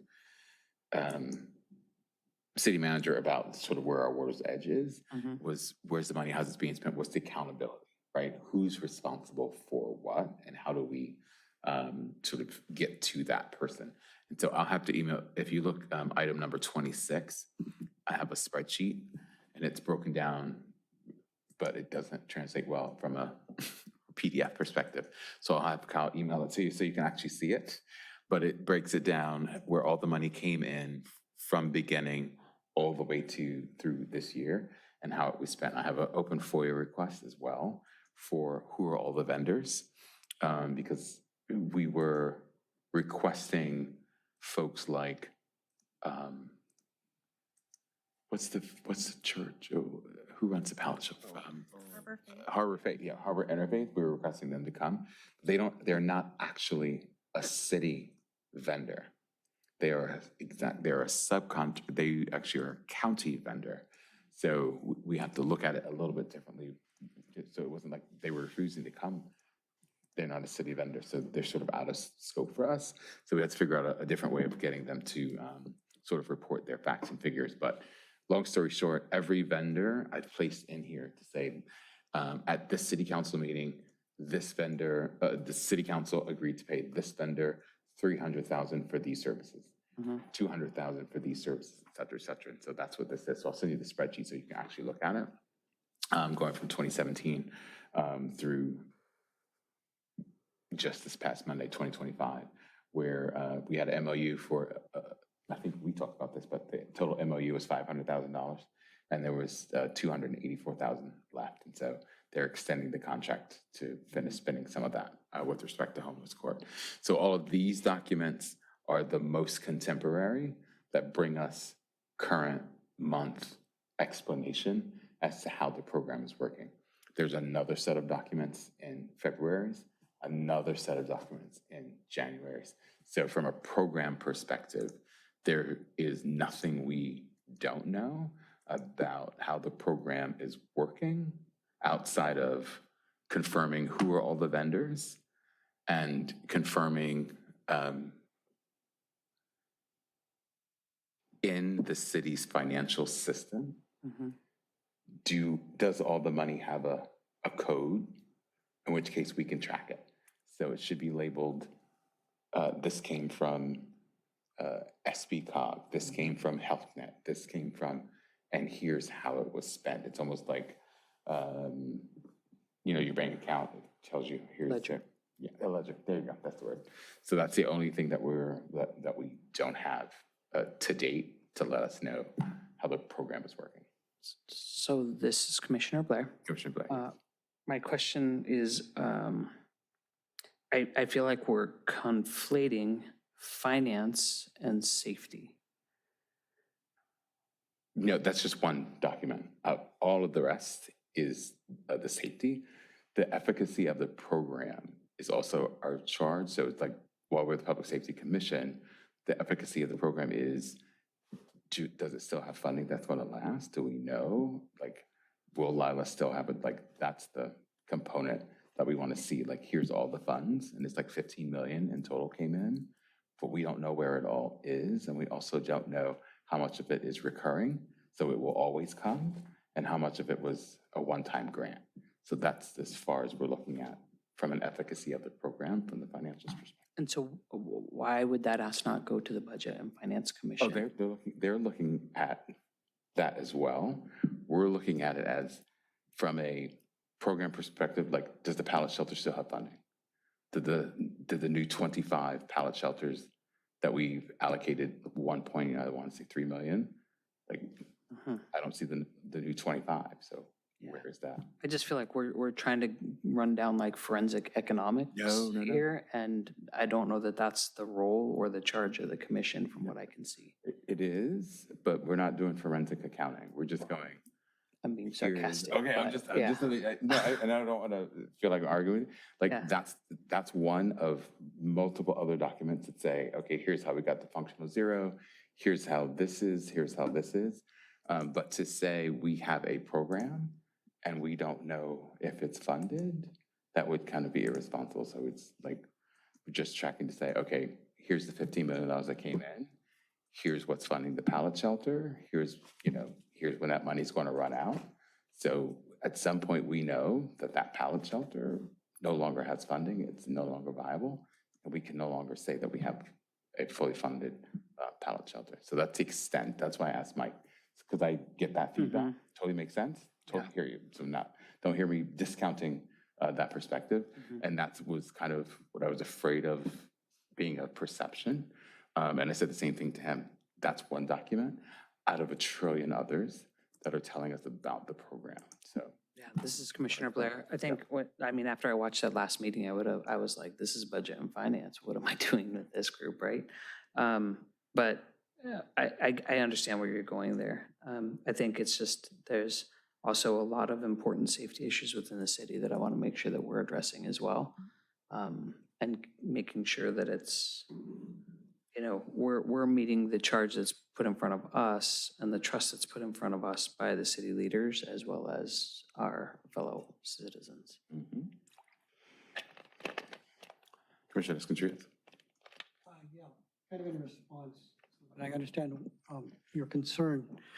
And I will acknowledge that the information that you have provided, and I've tried several attempts to be able to explain my position on this. Although I do see a very extensive and very thorough research that was done by you or whoever that you had asked to do. My concern, again, is the being able to look at accountability. And I don't believe that it is up to us to go through and search to conduct an audit for anything for a couple of reasons, or for one reason especially, is that we cannot clarify a lot of it is public record, but the records that I'm more concerned about is the ones we don't have public, okay? And what goes on within the meetings that certain individuals have. I believe that also what it does is give, as a longtime investigator, plausible deniability that when we ask a so-called leader or a person in position who is handling funds to account for them, that now they have to account for it, as opposed to if you produce a spreadsheet outside of a court of law or outside of a type of investigation and ask them to explain it. Because then it's going to be, I didn't write that, I don't know, these are my books. I would prefer that the city provide those books based on a city under the penalty of perjury or being able to do that type of audit coming from the agencies that do that.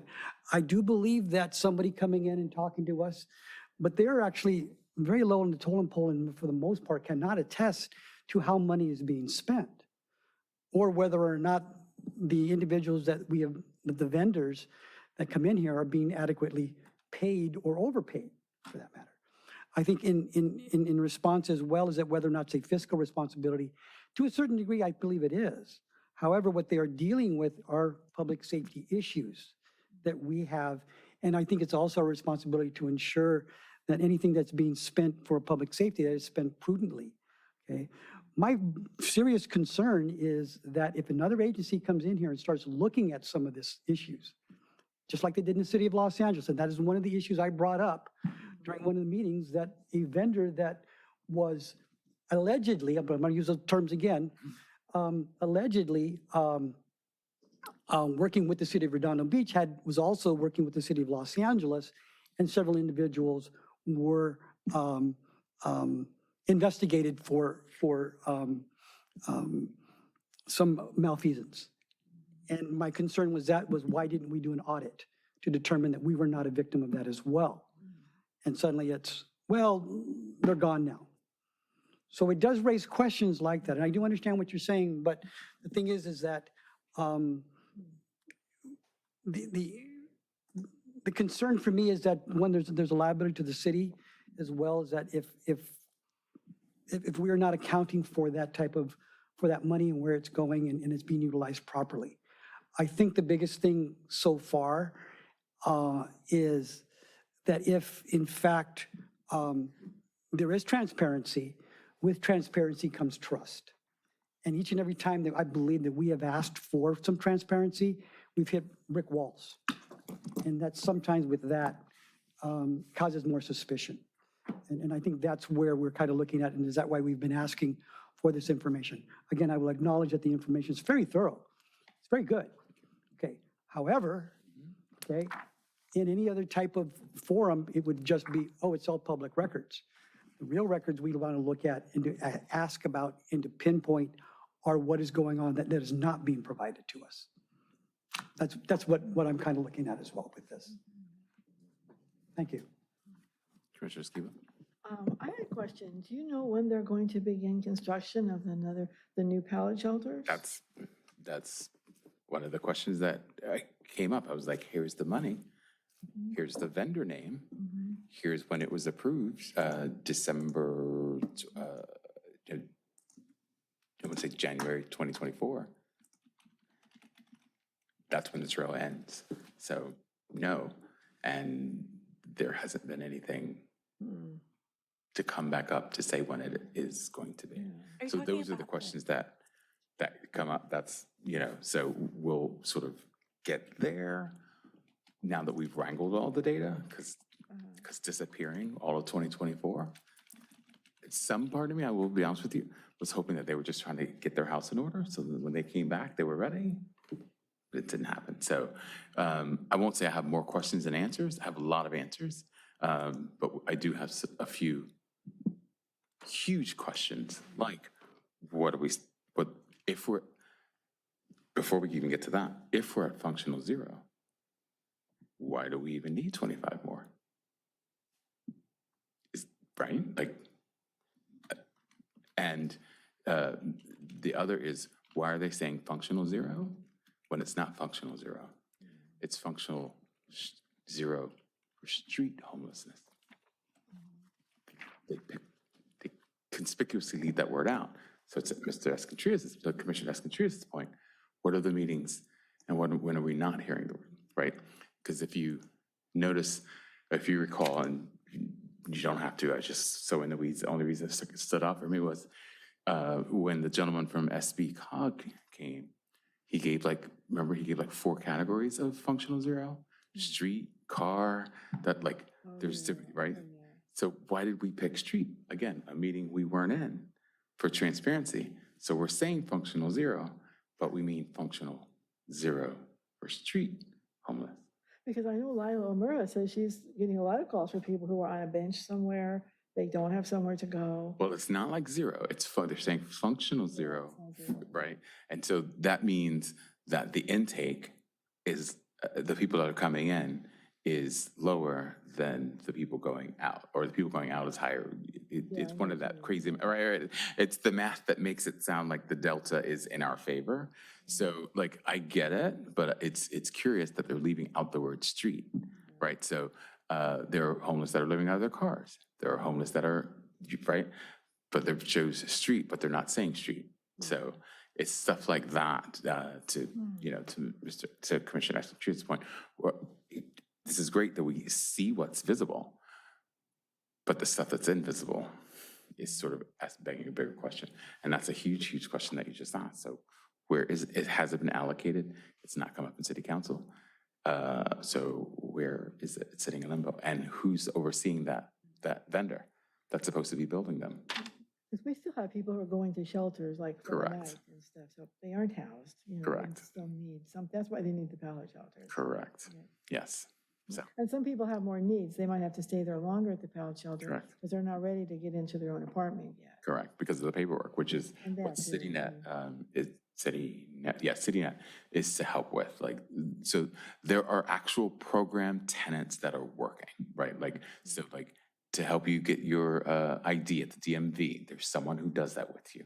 To help you go online and apply for EBT, but there's someone who helps, the program pieces appear to be working. What we don't have is a, if you will, supply chain. I want to see how this from soup to nuts, right? So from a program perspective, okay, got it. And then there's these other things our IT director just put Wi-Fi at the pallet shelter. That's nowhere.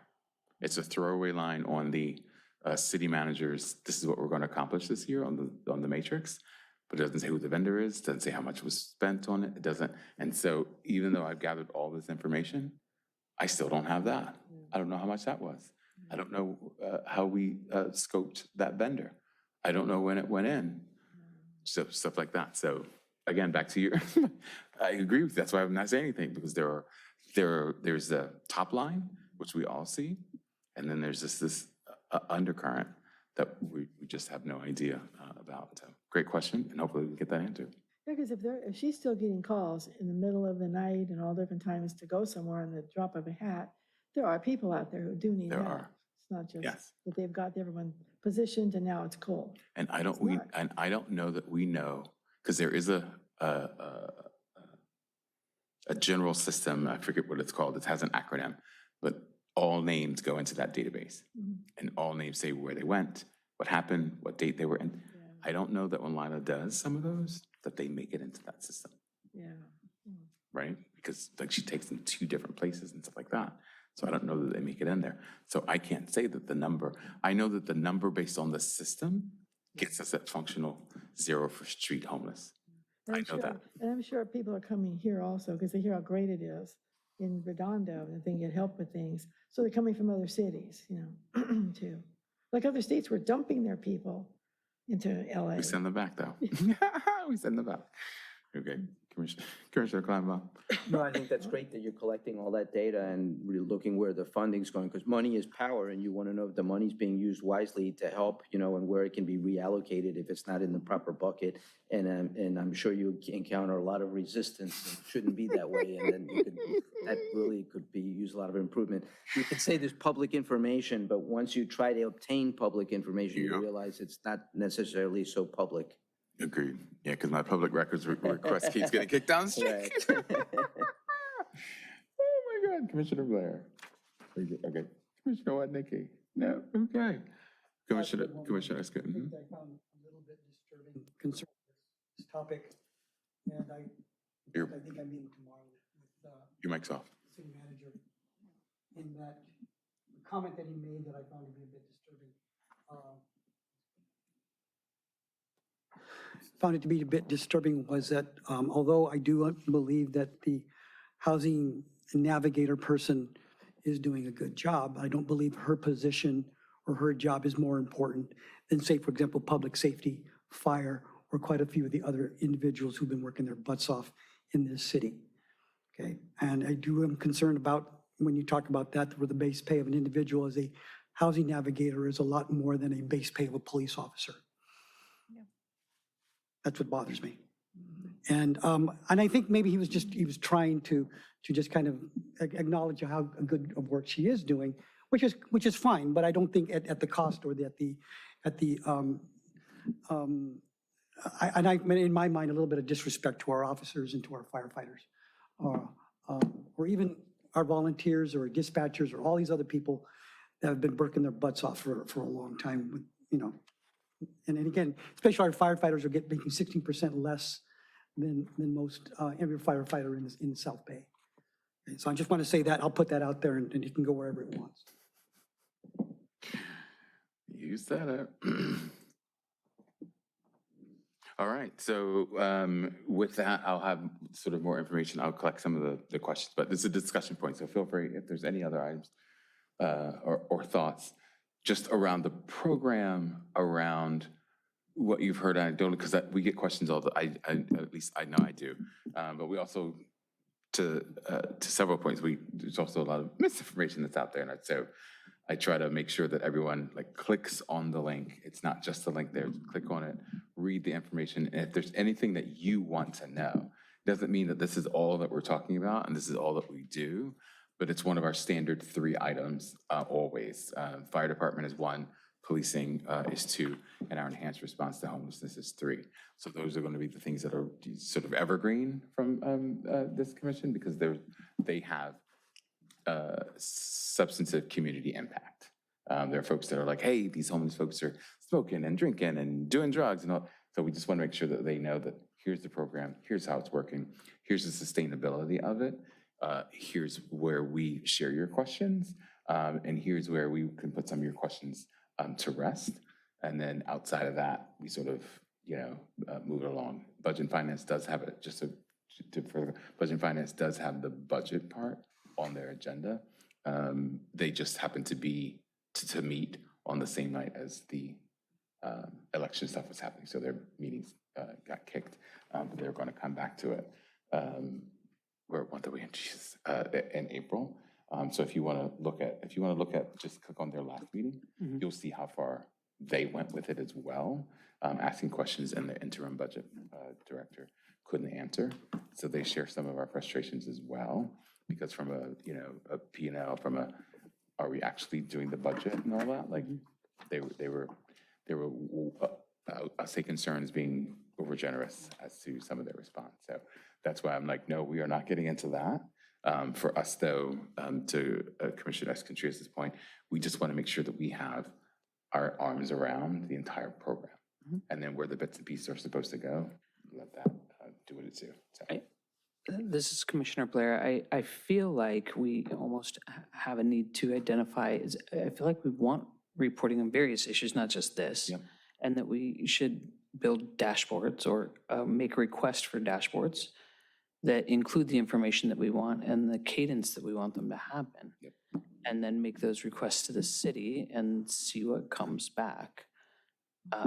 It just seems like we spend a lot of time going down, again, kind of like really deep into some finance stuff. And if we're making the right request, and I think that's, somebody had said that earlier tonight, is how you make the request will determine the data and the information that you're given if you do it properly. Correct. And as Contreras, that's what, I liked how he went sort of further down in that one. Yeah. And for us, and I'm going to not speak on your behalf, but like, I hope you hear me like bringing some of your, so in the past, our questions have been met with crickets, zero response. And so that's one. The second type of response we get is a non-answer. So we'll get everything but what we asked for. And so then when we come back with the probing question, it's met with number 3, I'm just not going to show up. So we have not had but I think we're getting much more, I don't want to say smarter, but I don't have another adjective, but we're getting smarter with our questions. They're more targeted and more like, this is specifically what we mean, right? So we're not going to ask a question that you take as ambiguous and you're like, oh, I did give you 8 an ways answer. around it. Right. Yeah. So getting that very targeted set of questions, and I think, at least for me, presenting as much data as possible sort of eliminates some of the white noise as well. Because we get like community people saying this, and it sort of drowns out the specific questions that we want to know that will help us to respond, stuff like that. So great point, Commissioner Contreras. I think to this, the understanding, or my understanding anyway, was although you can indicate that it was not the purview of the Public Safety Commission,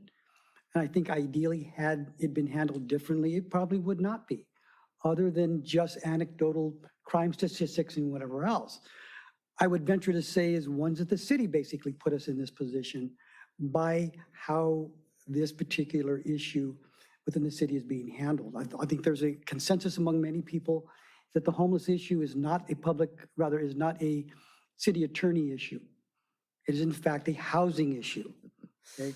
With the idea of, but however, since the city attorney's office has chosen or was mandated, however way you want to get to it, it is now put in that purview, and the city attorney falls under the Public Safety Commission issues.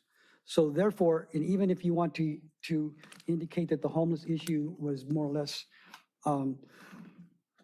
city generated by the policies or lack of policies that we had several years ago that may or may not have encouraged people to come out here, it's here and it's here to stay. So therefore, if there are, I believe that there are concerns that we are taking on something we should not, then don't put it in our face. And I think that's what occurred. And now that it's there, I think the questions that we have are something that quite a few people I've talked to also have.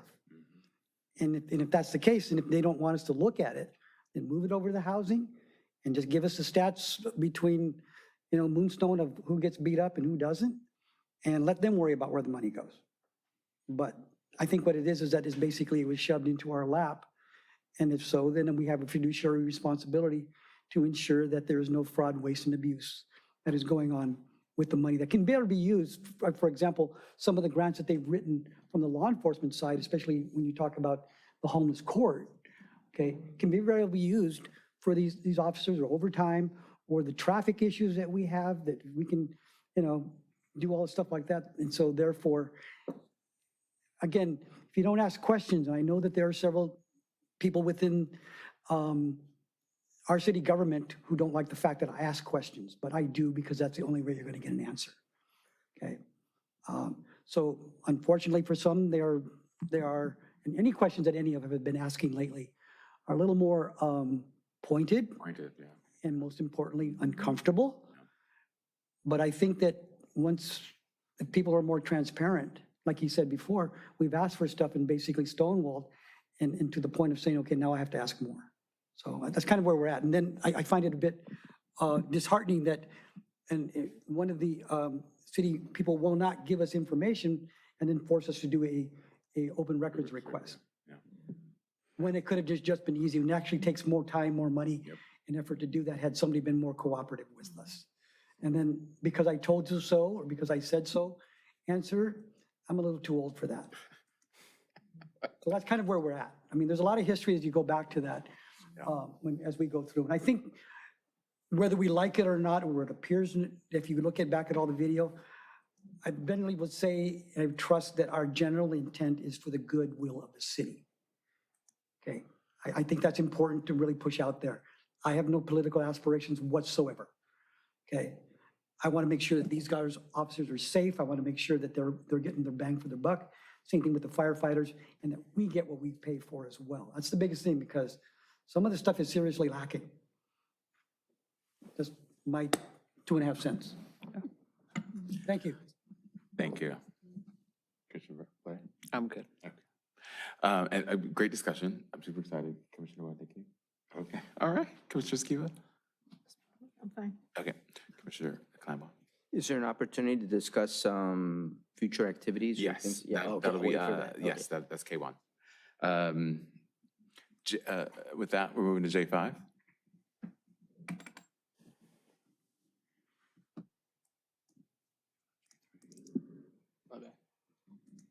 Here you go. Okay. I'm excited that you're here. I'm Commissioner Blair. So I know, too late. As we discussed earlier, but we didn't more formally do it, wanted to do a subcommittee on recognizing our VIPs. So I wanted to have a little discussion on that and then see what the appetite for those on the subcommittee. So long story short, wanted to do a subcommittee to figure out what local either businesses or whatnot that we can get trophies or plaques or some sort of recognition item to then put together criteria for our VIPs and TIPs and all sorts of volunteers in our community and see how we can recognize them as a public safety commission. So that's what this is, if you will, forming that subcommittee and then getting volunteers for that subcommittee, figuring out what the sunrise and sunset date of that subcommittee needs to be and how often that subcommittee would report in to us. Like, here's our progress, here's what we came up with as far as metrics, and here's what we're going to give out, so forth and so on. So with that, I open the floor for discussion. Commissioner Escondrias, since you just did it, so. I think what may have to or should be explored while I was on the Parks and Recreation Commission, I co-authored or authored a public recognition program, which is now implemented and which can be replicated. It has been presented to the city previously. For whatever reason, it's there, but it basically allows recognition of any volunteer within the city. That one is particular to any individual who has promoted the ideas and philosophy of Parks and Recreation. This can also be changed to anyone who is for public safety as well, and just change the words around. It's there, and has been approved by the city as well. So therefore, there's no need to reinvent the wheel I agree. on something that's fairly basic and pretty straightforward. So I would venture to say is that's something that can be addressed. This Awesome. is Commissioner Blair. Does this, I'm guessing, department have funding similar to like the Recreation and Parks funding? Because, There's no funding. okay. For So- that award, there was no funding. Well, there was. We got money from the Recreation and Parks Okay, but they made, Department. when I first implemented it, there was no funding and it was basically, again, I'll put it to you this way, a nonprofit community organization that when that was given for the presidential awards were paid for by them. Okay, now if they wanted, somebody else wants to step up, that's fine too. But at that point, when we first started it, there was no funding for it. Yeah, the Recreation and Parks, we voted after you left because we transitioned over to this one, and we approved the program and got funding from the Recreation and Parks Department for the trophies, because they got a little wood surfboard and a Yes. and a that's what I saw. Mhm. and That's what I was a, saying. I was like, she can have this. certificate with it and whatnot, right? And so I think that we initially had said that we were going to go ask the city council for funding, and then Kelly just stepped up and said, I've got the funding, I'll figure it out. So that's why I was asking, is there funding around that so that it's an equitable recognition to those that are doing, being recognized by the Department of Recreation and Parks? What I would propose is when we form this subcommittee, each of the city council members gets discretionary funds. So when we put the charter together, what it's about, I'm pretty sure if we say we want trophies and the trophies cost $80 a piece, I'm pretty sure they'll happily take it out of like your District 3, I'm District 5, District 1 is represented. So I'm sure each of them will be more than happy to do that. So Commissioner Escontrias, you have history on that. Can I ask one more question? Yes, hold on one second. I didn't realize that you had history doing that, so that's fantastic. I Yeah, just he saw wrote it. you. It was like his whole thing. Really? Yeah, I only saw, I saw that you want. Give credit and I where saw the credit's due, surfer. Yeah, right? yeah, love it, love it. Yeah. So from a subcommittee perspective, would you like to be on it or just provide direction?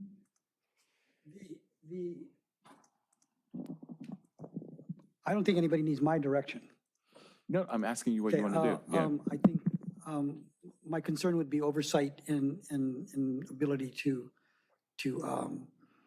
the leeway to be able to explore what is out there and to be able to do, then make a presentation unencumbered. That would be my concern. I don't understand what that means. When you say oversight, what's oversight? That a subcommittee be allowed to explore, look, and to gather information without a whole lot of intervention. Oh, yeah, that's the whole point. It would be an independent subcommittee. It wouldn't be, like, it would only be 3 members of this team, and it would have a sunrise, sunset charter. So starting in the month of April, ending in the month of November, charter being recognition of, and I would indicate that if you would, to go ahead and bypass me for now and see who else would be interested in that, and then determine from there. Okay. Thank you. Commissioner Skiba? No, I'm kidding. Commissioner Kleinwell? These are for comments for the, Subcommittee. for the subcommittee. Yeah, No, I decline. Okay. Commissioner Blair, thoughts? There's only like 3 of us left, so, I mean, we're getting kind of short here. I feel like I'm the short straw, but you asked me, and Skiba's coming back. So I'm gonna gracefully decline for now.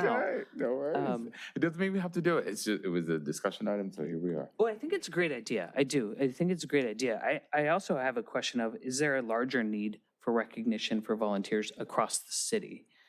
Right? And so is this something that maybe we need to have a discussion at a different level? Because I think that it was really nice when folks came to the commission meeting and we were able to recognize them.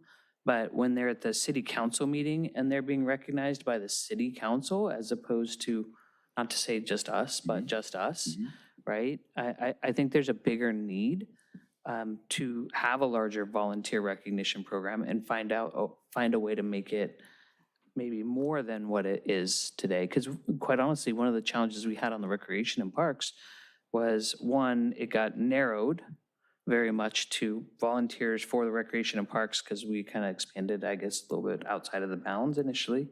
And then we had a hard time getting people to recognize, which was really interesting, right? We had a really hard time doing that. We were going to the baseball league, to the soccer league to say, hey, do you have anybody that you want to recognize?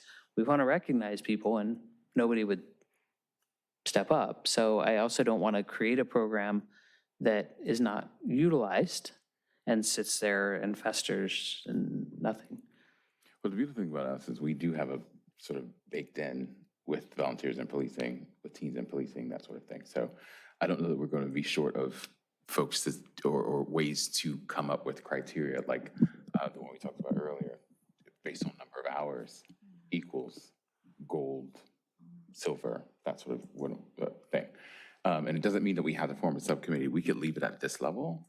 One of the things about us as a commission is we then get to make the recommendation to city council. So we could come up with the criteria, we could come up with the nominations, and then we could write the letter to city council and say, we'd like for you to recognize these folks, and they would. So that would be a hybrid of what you're asking for, like the work be done at this level, but then the presentation be done at that level. Because if you look at every city council meeting, I think it's item number like 3, it's announcements, recognition, proclamations.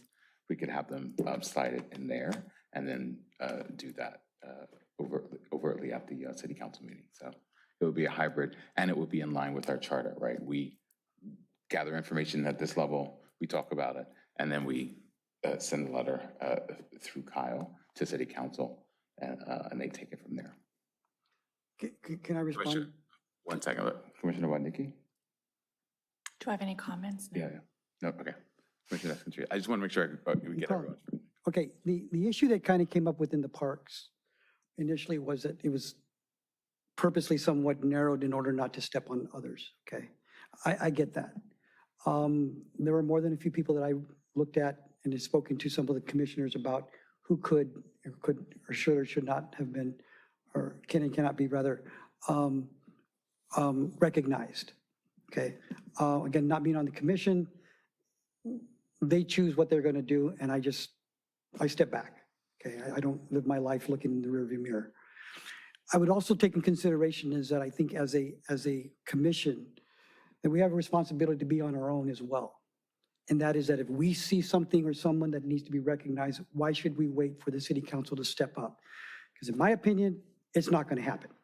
And the reason I know that is because 5 years ago, I brought up the idea of recognition for volunteers, and basically was, oh yeah, we'll get to it. Crickets, okay? I believe in volunteerism. I volunteer myself. I do a lot of kind of look at that. The thing I look at is that if we wait for somebody else to do something, most of our volunteers are going to be dead by the time we get them anything. Okay, what's it cost us? No more than 25 cents for a certificate, and thank you very much. And I'll tell you, some people, that's all they ask for. Yeah. That's all. I would dispute that you're looking in the rearview mirror, though, right? And you're making the assumption that what was in the past is going to be in the present and the current. Hopefully not. No, and I hope not. That's why I'm saying is that I would venture to say is this. Yes, I do believe that the city council can do that. I mean, the mayor, when he heard us have a discussion about this a year ago, he did say, send me the information and we'll do it, okay? One of the first people who did get the Parks and Recreation award, certificate as well, got the presidential unit, a presidential volunteer. I'm just saying is that I understand what you're saying, but I think that if we try to kick it up to somebody else, I say, why give it to somebody when we can do it? And I think for a volunteer, for an officer, whatever else, is that if they get 5 of them, one from us, one from city council, and if they happen to drive through the park and they get one from the parks, great. Because I think sometimes if we don't acknowledge our people, I don't know if you're aware of it or not, there's, I think, 9 women who work at the Morel House every Tuesday, and they cut roses. They've been doing it for 15 years. They fly under the radar, okay? Nobody, and then they've even said, well, nobody's offered anything, okay? Some of the people who started, Esplanade, people who work at the dog park, okay?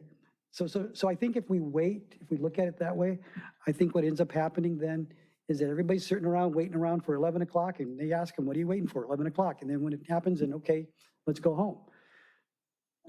I think it's important, okay? The parameters, it should be anything and anybody. If a kid sees something and it leads to the arrest of 4 burglars, that kid deserves something.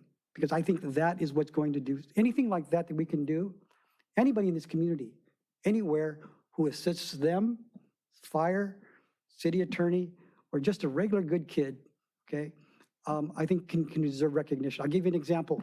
The letter popped out on the temporary kennels that are behind the police station.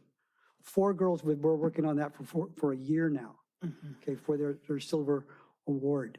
Somebody like that who sees an issue, who works up, deserves something like that. If we wait for the city council, these kids will be out of college by then, okay? Again, I'm being a bit facetious, but I'm also being very realistic. I've seen it. I'm very familiar with volunteer management. I do it on the daily. So I'm very well understand the need to recognize volunteers. I also understand the need to have consistent and valuable recognition, Yes. right? Because if you recognize everybody for everything all the time, it loses its value as well, Sure. right? So there's an importance. We're here with one person, no offense, in the audience, ourselves, and nobody online. I want to make sure that the recognition is valuable and meaningful and not just something that we're spending 25 cents on and throwing them a certificate, right? There's a little bit more to it than that, and I think it has to be very, very meaningful. And that's on us as how we approach it, and most importantly, how we value it. And again, I also am aware, kind of on the volunteer side, is that you don't give it to everybody, but you don't give it to nobody. Okay, and that's the difference. It's like saying, look, if we're not going to get 100% cooperation, we're going to do 0. And so I think this is a first step in going in that. Again, it was brought up a year ago, and again, 4 years ago with the city, and the city has already shown us kind of their direction with the volunteers, because the only volunteers, generally speaking, that I understood that were recognized were the docents from the library, the VIPs occasionally when they come up with stuff like that, which means that the police are taking care of their own, which historically is what they generally do. But no other volunteers within these cities were actually recognized, that I'm aware of. I could be very wrong, okay, about, hey, thank you very much.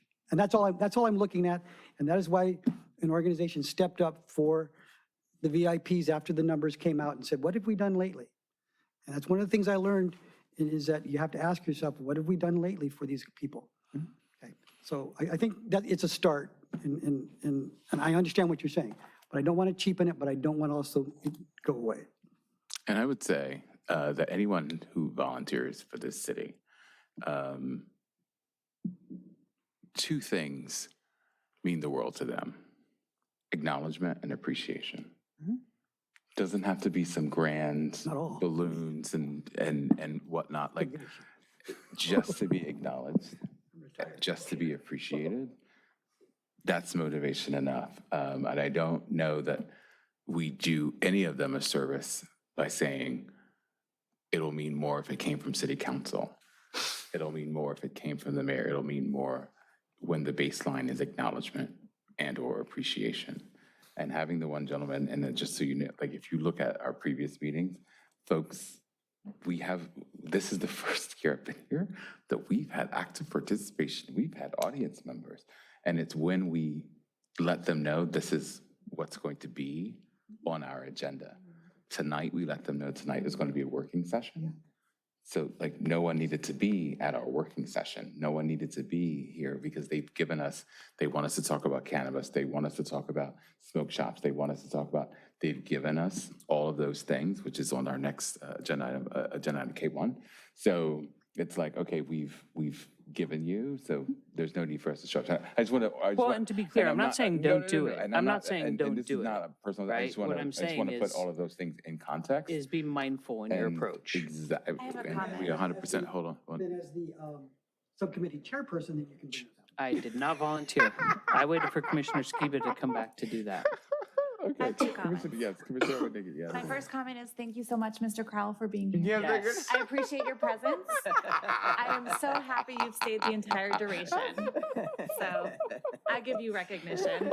Acknowledge that, appreciate it. I actually have a question about that too. I appreciate you. I feel like my mic died, by the My way. second comment is that I would like to volunteer to be on the subcommittee only if Commissioner Escontrias were to be on it, because he's so knowledgeable about all of our volunteers in the community. I know. And he just already rattled off knows all the this list. framework. Yeah, right. And I'm happy to take direction from you in this field. But I would only want to do so if you were part of it. That's 2 members. We need 1 more. He's gonna be mad at me for doing that. Yeah, that was my question. 1, 2. Here's the case, and if you want to go, nothing says it has to be 3. If you want to do 2, we'll do 2. No. Correct. Max We can 3. do 2. Max 3. We'll have everything set, ready to go by the next meeting. Thank you. He's already got the Motion- framework. It's great. I can't get out fast enough to say. Motion to motion to form subcommittee on volunteer recognition. On a free lunch. With members, Commissioner Escontrias and Commissioner Wadnicki. I'll second the motion. All in favor? I, Any opposed? Well, Nikki, as the chair, she is the chair. Sunset date. Sunset, okay, so 6 months, 9 months. do I need to amend or, okay, so, If you just say it, I'll write it down and we'll probably be all right. okay, hopefully. So sunset date, November's, Wait, I have a question. May or June? well, we want to hand them, well, okay, Oh, so okay. discussion is still open. Yeah, I Okay, think discussion is still open. How about you all tell us? So we're going to say November, and if we amend it, when you come back next to say, we're going to do these awards in this month, this award, or like whatever that looks like, then we'll know definitively what the sunset date will be. Because if the last set of awards or whatever is handed out in month X, then that's the sunset date. And then as part of that commissioner, TBD. Yes. as part of that subcommittee, will you all include how you're going to process those? Because that was part of, I was on the subcommittee, and that was something that we would review those before they came. Yes. So Yeah. that's why I didn't know about the sunset timing. They bring it to us and then we, Ideally, Subcommittee in report will the be out. development of any type Yeah. of program, Yes. the protocols have to go in there as to, one, the criteria as to who can nominate, who can be nominated, okay? And then what the criteria for that would be, and then if necessary, a level of awards it can be. So we can configure that in any way, shape, or form, almost to the point of an accordion effect. The more, say it's a whole group of kids, whatever, or whoever, to one individual, all the way up to something to a point of where if you do a level such as someone who does, say, a life-saving type of deal, pulls a kid out, that is going to be more what we will very, very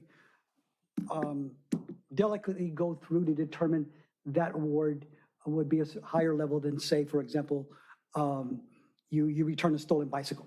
Yep. Okay. So I think that is something, again, we don't want to cheapen it, but we also want to ensure that what we're doing. And then also the levels of volunteerism to the city, possibly even to include the Presidential Volunteer Award that augments that award. That's what we did before. And then also search for other awards that are out there, either the county that does them as well, and to tap into their finances, their awards, and let this person walk out with a wagon full of awards, most importantly, to ensure that we show our appreciation for what they're doing. that'll make it hard again. I think I look forward to would, see what you do. my goal in this, just like, is to make it to a point of that it is an award that people would look for, to be proud of, and that for example, like what we do with the volunteer awards and lapel pin, that they would wear that lapel pin very proudly. And hopefully, whether I like it or not, or whether we like it or not, to shake somebody up in the city council to say, maybe we should extend this to everybody else. I would even add that maybe they do a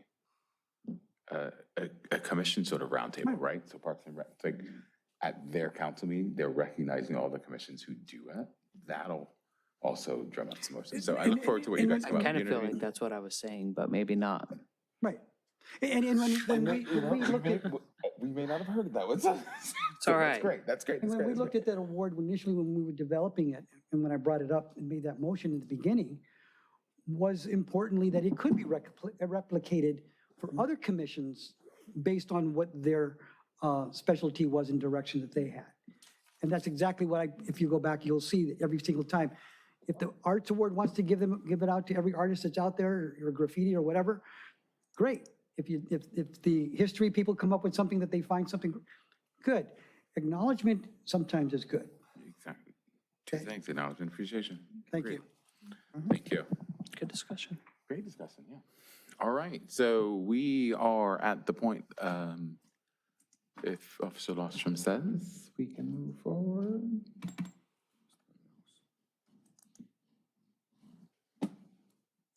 All right, we're on item K. This is commission member items and future commission agenda topics. Long story short, or short, said differently, this is the opportunity for us to do a few things. One, if there were events that you attended, if there's any reports, any people that you spoke to, let's bring those up. Two, if there are agenda items that you would like to discuss at future meetings, make a motion, let's discuss.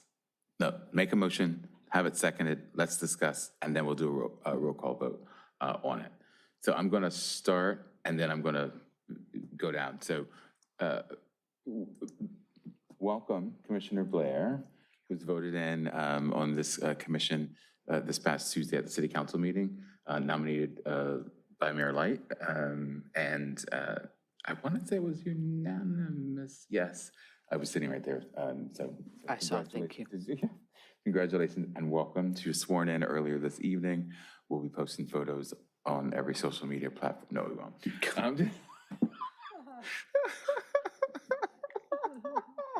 So we appreciate you. She comes from our Parks and Recs Commission. We actually both interviewed the same night, August 14th of last year. And we're so excited to have you aboard already. You're making a contribution. We certainly appreciate it. Really, really do. Commissioner Escontrias. Yes, what I would like to, And if you, for reference, if you click in K1, you'll see there's a memorandum from Officer Lostrom that has items that we've previously said that we want to have on the agenda. So if part of your feedback could be what month you would like to have that as an agenda item, that would be amazing as well. So with that, sorry, Commissioner Escontrias. I would like to go ahead and revisit the discussion regarding the Redondo Beach Municipal Code amendment, licensing, actually, it's not necessarily a licensing of dogs, but it is the amended to include microchipping of dogs. And I would like to amend that we place a little higher priority on that it'd be heard in the next meeting. My concern is that, one, the longer it kind of just settles, that the farther away we get from the discussion. I think my concern is that it get pushed back so far, just like some of the other things we've had, for whatever reason, okay, a year and a half later. The research has already been done with this. I think that if somebody else loses their dog between now and 6 months from now, they would probably wonder as to why we didn't step up and do something like this. I think one of the things that Redondo Beach, the city of Redondo Beach likes to do is to be on the forefront of certain issues. I believe this will put us ahead of quite a few of the other cities in the South Bay. Not only that, but in the county, in researching and looking at the mandatory microchipping of dogs. I would make a motion that this discussion be upgraded in priority to the next meeting. Okay, I yield. okay. Can I amend, can I just real quick? Second? I Yes, second. Commissioner Okay, thank Skila, you. yes. Okay, now we're opening the floor didn't for hear, sorry. discussion. Commissioner Blair. So my question is, well, why just dogs and why not dogs and cats? That would be open for discussion for that. I think the discussion of cats as well, I think if we look at, rather, the discussion would be, I mean, we can go down that path, which is fine. There are several cities who have dogs and cats. I know Las Vegas does. I think also we have to look at is we take one step at a time because the likelihood, obviously, of that, I would say more voluntary compliance with cats as opposed to dogs that are out probably Can I the most. interject? Yes. I would say that it's just, Commissioner Wadnicki. oh, sorry, that's okay. I would say dogs because they're required to be licensed. So Yes. it's easier to make it a requirement to be microchipped, whereas cats, you do not need to license. So there's no way to kind of, Remember, the motion is to just update it in priority. Yes, and For the I just discussion want topic, to, I not just the want to like actual sort of topic. slightly push back on, like, none of these are sort of priority perspective. Like, it's up to you to tell us what month you want to have it in, and then we'll vote on April. it and do it. So you made it. You made it. Your motion is to have it, motion second to have it in April. My only question is going to be, you're citing a lot of data. Are you going to be providing us Yes. data so we can Yes. have, okay, so can you It's make not a sure? lot of data, it's just very, No, no, Yeah. you're just saying, I'm sorry, you're saying a lot of on words. that date. So if and you then- could, Let me amend that, yes. Okay. Any data that would be provided to you Mm-hmm. on that date. Obviously, that's my understanding of the protocol. The other thing, I would indicate the invitation to animal control. oh yeah, we have that. Okay, but no, I want to make sure we're clear on this, Mhm. okay? Because what I don't want it to do is to say, we want them here, as opposed to we are demanding their presence, and if they can't show up, then it throws the whole Oh, thing. no, we're I nicer want to with make our sure that requests. we would request, Mhm. very kindly request their input, and that the input may be either in person, email, okay, telegram, or them sending a subordinate person who works within there, who may or may not be able to shed some light as to an animal control perspective, as opposed to a city perspective. If that makes sense. It does. And that's how we're making our requests recently. That's how we Yeah, got because people here. either, if we look at an animal control or any, like the lieutenant in charge of the animal control may believe that we're calling him in, and we're not. It could be the officer in charge of animal control. It could be all the way down to the actual dog catcher. Mhm. Okay, because there's certain information that I do have that either one they can clarify, but it's only a request. It is not a mandatory. That is exactly how, Okay? that's how And we if they get can folks here. respond to that Mhm. We're doing a if they much choose to better do job of so, that. as to All whether right. they would have any positive, negative, or no opinion as to this type of request. Are you going to provide the language that you would like to add in the ordinance? Yes. So if you could shoot that to myself and Kyle, we can make that a part of our, My understanding was that I would have to shoot it to, I don't know if I can shoot it to everybody. That becomes Yeah, exactly. That's why I said myself and Kyle. Anything you want under the discussion item for them to review, if you could have it to me by the 14th of April, yes, that would be amazing. that's fine. Perfect. Now, I would caution you in that one, I'm a little more of a pinhead on this, or I may provide you with more information that you need. Are you kidding me? Please You pick talking and to me? choose I'm with what you information. believe, including maybe, I think, the last, maybe 5 or 6 cities throughout the United States that currently have this in place. Perfect. And then maybe the contact number of them as to how it is or is not working. Perfect. Because what we can do is we can make it a rolling agenda, right? Like, so that April will be the opening salvo. We'll get all the discussion points out. Right. And then we'll, at the end of that, we'll make the motion for what you want to do next, right? Do we want to write the ordinance, however you want to do it, and then present it to the council? So perfect, perfect. And that just reminds me, I need to pause real quick. J5. I need to motion to move that as a continued item. That's fine. Okay, That'll roll into the standing item. okay, thanks, sorry. Any other comments, Commissioner Skiba?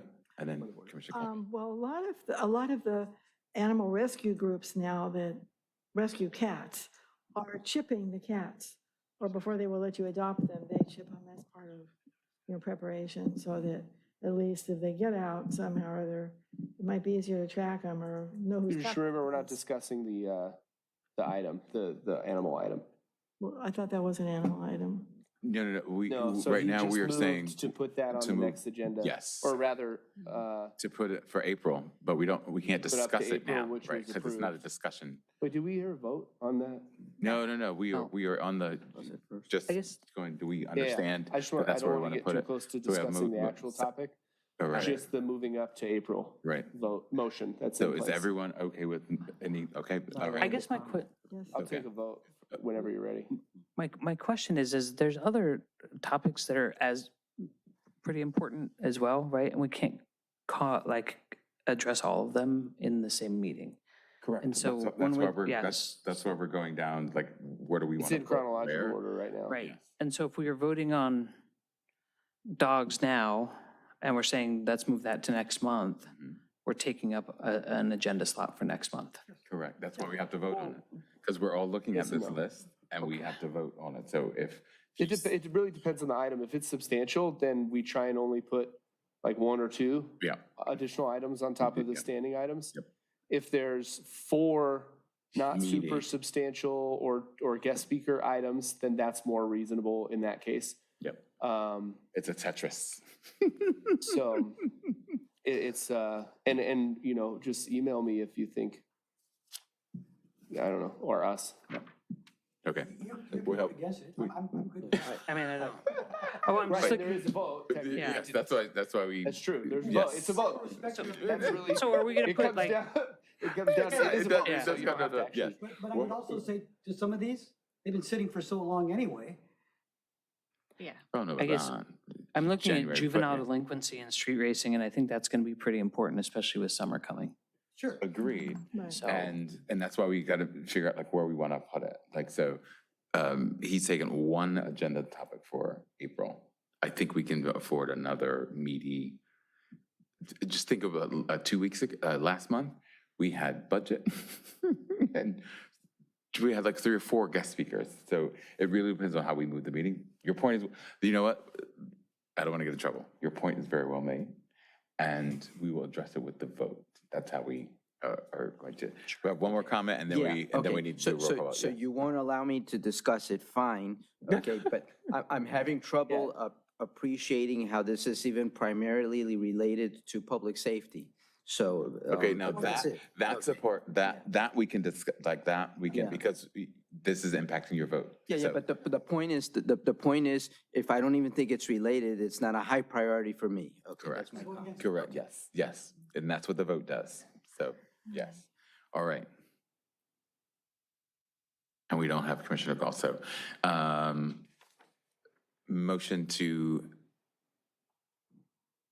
have this, Updated to the next meeting would probably be have the update to the Redondo Beach Municipal Code 5-1-2, 5-1.200 to be on the April agenda has been moved and seconded. Roll call vote. we can do a roll call vote. Roll call Good vote. idea. Mhm. I was gonna suggest that. Commissioner Woodnicki, Yes, aye. yes. Yes. Commissioner Skiba, Yes. Commissioner Escontrias, Yes. Commissioner Kleinbaum, No, Commissioner Blair, nope. Commissioner Carmichael.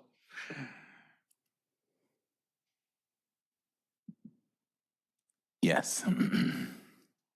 The motion carries.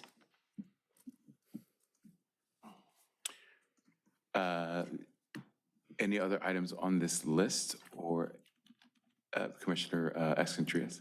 No, sir. Okay, Commissioner Skiba. Okay, with regard to the the speed racers and the juveniles. Now, we were saying earlier that maybe we should have Joe Hoffman come in. He could talk about that and some of the new improvements that they have. And plus also about the emotional and mental consultations they're going to be giving officers who are under extreme stress, PTSD and everything. That could all dovetail together. I agree. So what I would say to that is we'll take our lead from from Chief Hoffman. So whatever month he says, then we'll add item, oh, you don't have, you have bullets. The street racing, we'll add that to that meeting as well. So, all right, that addresses those. Anything either on this list or outside of this list that you would like us to consider? And in what month? Well, what about some new efforts to try to do something about PV and Prospect? Oh, we should have Ryan come back. That's great. Yeah, See if he can give us an update, either in person or, yeah, so you want to make a motion on that? yeah. Were you here when? No, but you But I got watched it. got I okay. actually have a whole, I thought we were going to talk about the letter, so I'm ready for whenever he comes back. Got it. The letter is supposed to come back on April. Next month, yeah. However, Okay. I think, I like that. So make a motion to have, where are they, engineering? Our city engineer. Traffic engineering? Is it traffic engineer? Yeah. I What think- are you talking about? Ryan, Remember when Ryan and they came in and did the Traffic presentation? engineer. Right, so traffic engineer to give us either in writing or in person, a follow-up to the Prospect and PV. Like, I know that I can see that they're putting in, the bike lanes are coming in already, so. Are you referring to I3? No, this is a new, Okay. she's bringing up a new, because this is member items and, Can we expand that a little bit? I mean, I think Mr. Crowell, right, is also on PV Boulevard, and his concern is on PV Boulevard. yes, but his is different, and so if you want to create an agenda item specifically for, I mean, it's traffic safety on PV Boulevard. It's the same thing. it's two different things, like what Ryan came and brought us was about PVB and Prospect. So yes, you can create an agenda item for the greater, but what we're asking for, like Ryan came and said, we understand this is the traffic issue, and here's the things that we're going to recommend the city council to mitigate on that corridor. And so we want to sort of close that out. What did you do? What did you come up with? So it's two different agenda topics. I hear you. Well, I think We can expand it to be the PV. oh, you can. It's your corridor. motion. Yeah. It's your motion. I'm So just then I'm just saying what. Let's state what I it heard. that way then, that we would have, Okay, who is it, Ryan? Who- Ryan, who's mhm. coming back? Okay, fine. Brian, Traffic, traffic calming, traffic. Safety? traffic calming. traffic calming. Okay, yeah, for that Okay. area, the PV, like from Prospect on down to PCH, the whole area. Because there's the schools nearby and kids are trying to cross the streets and all, yeah. I'm down.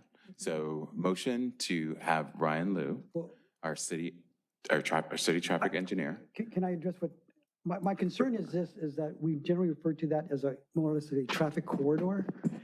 My concern in what has occurred, that when you bifurcate issues, say for example, Yep. his issue, Yep. the truck issue, Yep.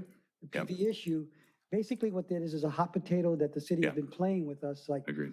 oh, well, let's do this. Oh, but then you'll say, what about that? That's Well, we're also not, my confusion. Yeah. 'Cause I feel like we're okay, on I3, topic-wise. go ahead with Do that, you but wanna that's have why I him said, come refer to it as a invite him to corridor. Speak on I3, or? That's what I was doing. I was breaking them to yes, no, I agree. I mean, so Because that's where he left You us. also don't have to make a motion. I can just invite him to come. To talk on I3. Yeah, that's what I heard in the ask. That's what I was saying. It was two Yeah. separate. And then to have this issue like be prominent as its own, because they, and just wanted to just give you the, because I hear you. I think it's great. They went all in when we were this specific. So I don't want to ask the truth, sort of a bifurcate, like they sort of get, oh, I don't know what to do. When we put too much in, we get a lot of participation. Because that day, Chief Hoffman spoke to them at 2:00, and then they came and spoke to us at 7:00. And then 2 days later, they spoke to the Public Works and Sustainability Commission. And so like, they were on it when we were like, this is the if you can, the same thing when we asked Officer Lostrom to provide us data. Yeah, Commissioner Wadnicki was like, I want about this street, and then he was like, if you could narrow it, between 2024 and 2025. Boom, he was able to do it. So we found that we get more traction by narrowing the scope and being very targeted. So that's my only, in I'm separating new the two. here, so I'm No, good. If I was I was just trying to give you. professionally speculate, I would put that issue under the same umbrella as the one that's been discussed quite a bit. Simply that it's that, like you said, it's like a corridor. So the relevance of the problem is along that same street and part of the issue as a whole that we would be trying to You're going to address. push the problem up the hill, and now he's, Um, 5 months later, he's going to be back. I don't think you're saying the same thing. Yeah, no, you're saying the same thing. Really? Yeah. What? All right. I would Oh, also, right. yeah, But you still have, so my only confusion is you have I-3 up, which is the PV Prospect Mhm. truck route stuff, which is more Ryan's wheelhouse as far as engineering. So would you want me to just invite him Yes. to come speak on that if he's Yes. available? Yes. can we make sure? That wouldn't be an additional item. That would just, Correct. yeah. So her motion, like, so now we figured out where it goes, but she still, Yeah, was I can able just to bring invite it him up. for you. That's There you go. piece of cake. Can we ensure that he gets a copy of the police study that was done so that he may that's not, incorporate? he already said that that's not relevant to them. That's I'm not sorry, going to help. he said it's not relevant? He said it. He said it when he was sitting right I there. know, I think he said that he didn't get it. and No, he therefore said he didn't got need- it. He said it I wasn't would, relevant. I would do, I would ask that we do It was this. part of our, all of it together was part of the presentation that the chief did for all those residents, Yeah. if that's relevant at all. Right, So let's just, Sat, yeah, Ryan was there. well. yeah, let's not at add, least- because you asked very pointedly that night. Yeah. And he said that it is immaterial to how they function. Watch the video. He answered you chapter and verse I on I that would study. look at a point of that, again, any type of investigation requires all facts. He's not an investigator. Yes, he is. He clearly, He because has to you give asked an him, opinion on something. you asked him Okay. specifically, and he gave you chapter and verse. He's not an investigator. Okay, You were a bit condescending, but you asked him flat out, you're an analyst, aren't you? And he said, no, Right. I'm an engineer. No, And you were like, he as an said, right, analyst, okay. as a part of analysis, you should. And he gave you chapter and verse why that study, not material to his work. Watch the video, I'll send it to you. I'll send it to you via Kyle. So yes, invite Ryan to close out I3. Piece of cake. Yes. Is that along with your request wise, would you say? Yeah, I mean, the truck route is a huge issue, of course. Right. But the safety on the PV route, the corridor itself is a major concern because of children and crossing to go to Right. school and people who've already been struck and injured who I don't live want in to the get, neighborhoods, right? just as a, Mhm, as your liaison only. yeah, We had it on probably 6 to 8 agendas, uh-huh, multiple presentations on the issue. okay. So I think it would be, other than what's presented in I3, which is potentially some advisory action related to the truck route issue, Mhm. I don't know, I would think it would be redundant to revisit just the topic of traffic enforcement and Okay. safety.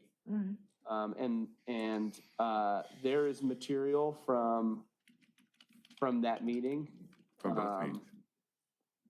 That was given to them, et cetera. They have all that material, all the persons involved, the residents rather, I should say. Oh, no, I already told them, yeah. Mhm. I already filled it. And then now we uploaded the citation dashboard on the website. Mhm. That was the email I sent you, ticket wise. Oh, that, yeah. Okay, well, okay, I know last time I was over there, because Danny and I had a meeting with John Purcell and his friend Tony, and that they were on PVN Alberta, and the trucks, cars, everything was going. There was a motor officer right on Alberta, and occasionally he would drive out somewhere and come back again. I don't know if he was running out after someone citing them, and I don't know if it's only one officer, or do sounds they have like more it. than one? Yeah, but he was sitting there hovering, just waiting. Yeah, that's kind of how the operation goes. Yeah, yeah, and he was a little further back from the corner too, he wasn't real visible to traffic, yeah. Yeah, we gotta That's how you hide. get If them. we're That's how you visible, get them. I people will give a know, lot. yeah, exactly. Yeah, he was Mostly. back, yeah. All right. Mhm. Any other agenda items? Mm. Commissioner Skiba? No, All right, Commissioner Kleinbaum. I have two. Mhm. The residents of the city elected Joy Ford, the city attorney, and her office still doesn't support this commission. Can we make a request to the city council for assistance so they can support us like they used to before? I've been here like 6 years, and the first 4 years I was here, they were here at every meeting. We can make the request. Yes, yes, we will make the request. Number one, okay. You could, That action hasn't actually been taken. So if you made a motion to have a discussion and action regarding Okay. advising the city council, Okay. All right, you'd can be we, making the advisement for them Okay. to make a direction. okay, I And request then a you could probably motion. write it yourself and send it to me before I prep the, so that would be that April 14th date. So you want me And then to, you could have them review and approve you could have the commission, I should say, them, oh, review and approve your advisory letter to the city council. okay, so you're suggesting as an As your option? liaison, that would be my Yeah, recommendation. okay, I'm good with that. So I'll write a letter and present it at the next meeting? That would be what you do. First, you want to make the motion Yeah, to take advisory action in the form of a letter to city council asking them to direct the city attorney's office to attend public safety commission meetings. So if you want to just say repeat, So moved. that's kind of how they do it. I second it. That's how I would say. And then there's Okay. your second, Commissioner Skiba. All in favor? Aye. Any opposed? And what you would do, send it to him. yeah, He'll send it to us. okay, We'll give you our feedback. okay. It'll be on the agenda for April. I'll do it, thank Then you. you'd approve it in meeting as we a approve it. commission. I have two, Could be yeah, I set. have Okay, one yeah, other, no, okay. I just wanted Okay, to yeah. close this one down. Sure. And I know you're like, April's meeting is getting filled up. No.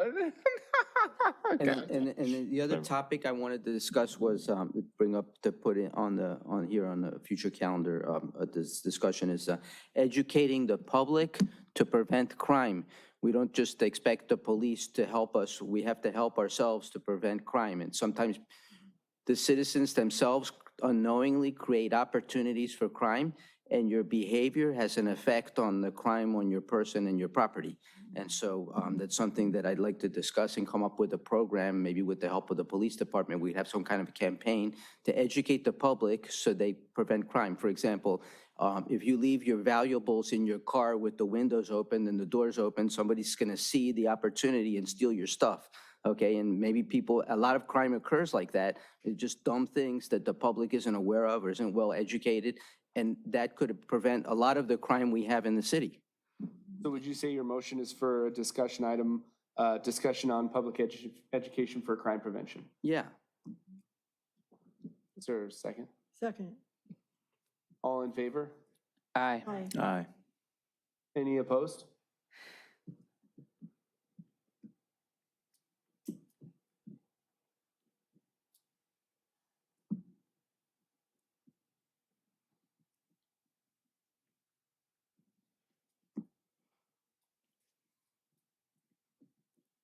Thank you. And where do you want your discussion regarding juvenile delinquency? Do you want us to Oh, do that in oh, oh. May?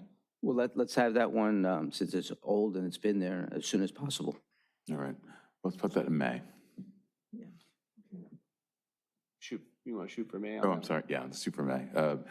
Motion to have the discussion regarding juvenile delinquency on our May agenda. I'll second.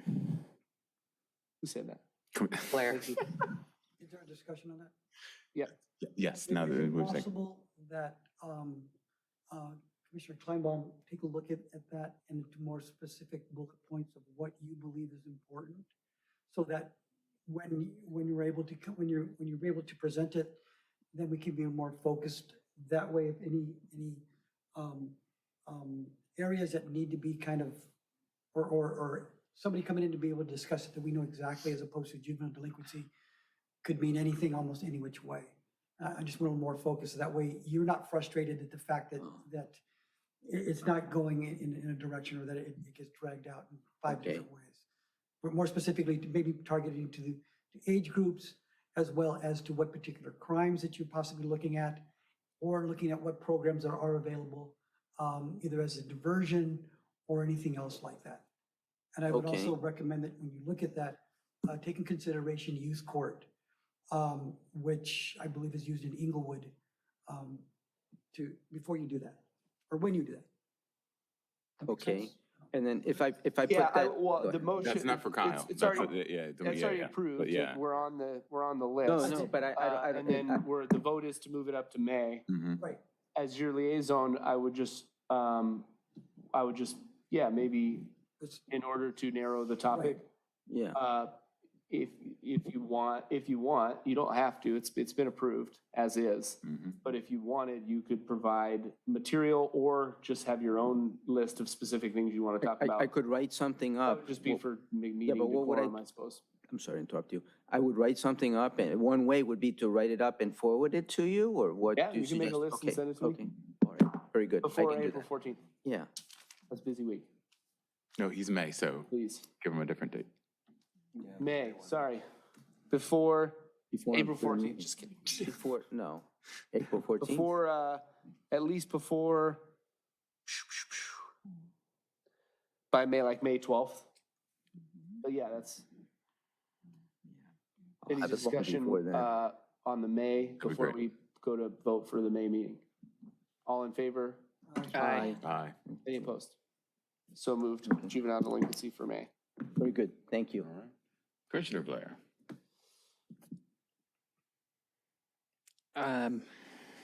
So I do think we should probably move street racing also to May. It's going to be probably escalated in the summer. Well, Commissioner Skiba wanted to add that to the night where Chief Hoffman came. Okay, when So is we're that? gonna, that's what, we're gonna, as soon as he gives us the month, that's where we're gonna put it in. Now, if you want it ahead of him, that's fine.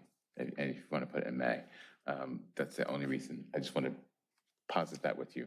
We wanted to sort of like It's have fine. that the same night. I'm like, good. or whatever he comes up with, then boom, we're gonna pop it in there. It I'm won't be good. April. It's not going to be April. I'm not worried about it. It's fine. No, I'm good. Okay, okay. Anything outside of this? Nope. Or any We've already touched clarification on- on? Okay. Okay. Thank you. Mhm. Commissioner Wadnicki. No, my items are smoke shops and cannabis, but I was thinking we could set it for summer, but then a lot of people are out during the summer, so it's one of those discussion topics that I don't know. But with the issuing of licenses soon, that might be a hot topic that we'd like to discuss. Exactly, or at least get in front of. So, and we can put it for May, I would say June, maybe. June. June. I mean, Yeah, you I would would make say, a motion. you would motion, okay. Yeah. To set the discussion regarding cannabis and smoke shops, since they're related, for June, the June meeting. Second. All in favor? Aye. Any opposed? I didn't say aye, aye, I'm sorry. You were for. I'm for, yeah. Don't mess with me, Alan. I don't have any new items, but I would love an update from Lila Amora. So whenever she can make it, Oh, okay. I'll reach out. so see be what- if she April, has a timeline. May, June, like I'm gonna motion that we approve Lila Amora coming before us at a date she chooses. I have that on the list. Okay, we were figuring out what month. I'm just letting you know, like, we're approving Yeah, I can try and get an whatever idea. month she puts in. So that's my motion. Is there a second? Second? All in favor? Aye. Any opposed? Yes. One opposed. Motion carries. All right. Recognizing that Commissioner Gall is not here, any other items, agenda topics? Fantastic. All right. Let me know when you're ready, Officer Lostrom. Sorry, did you ask me something? I just I just said, let me know when you're ready. No, you're okay. Okay. Motion to adjourn in commemoration of Women's History Month and Cesar Chavez Day. Second. Second. All in favor? Aye. Pat? That ends Public Safety Commission meeting for Monday, March 17th, 2025, 9:50 PM.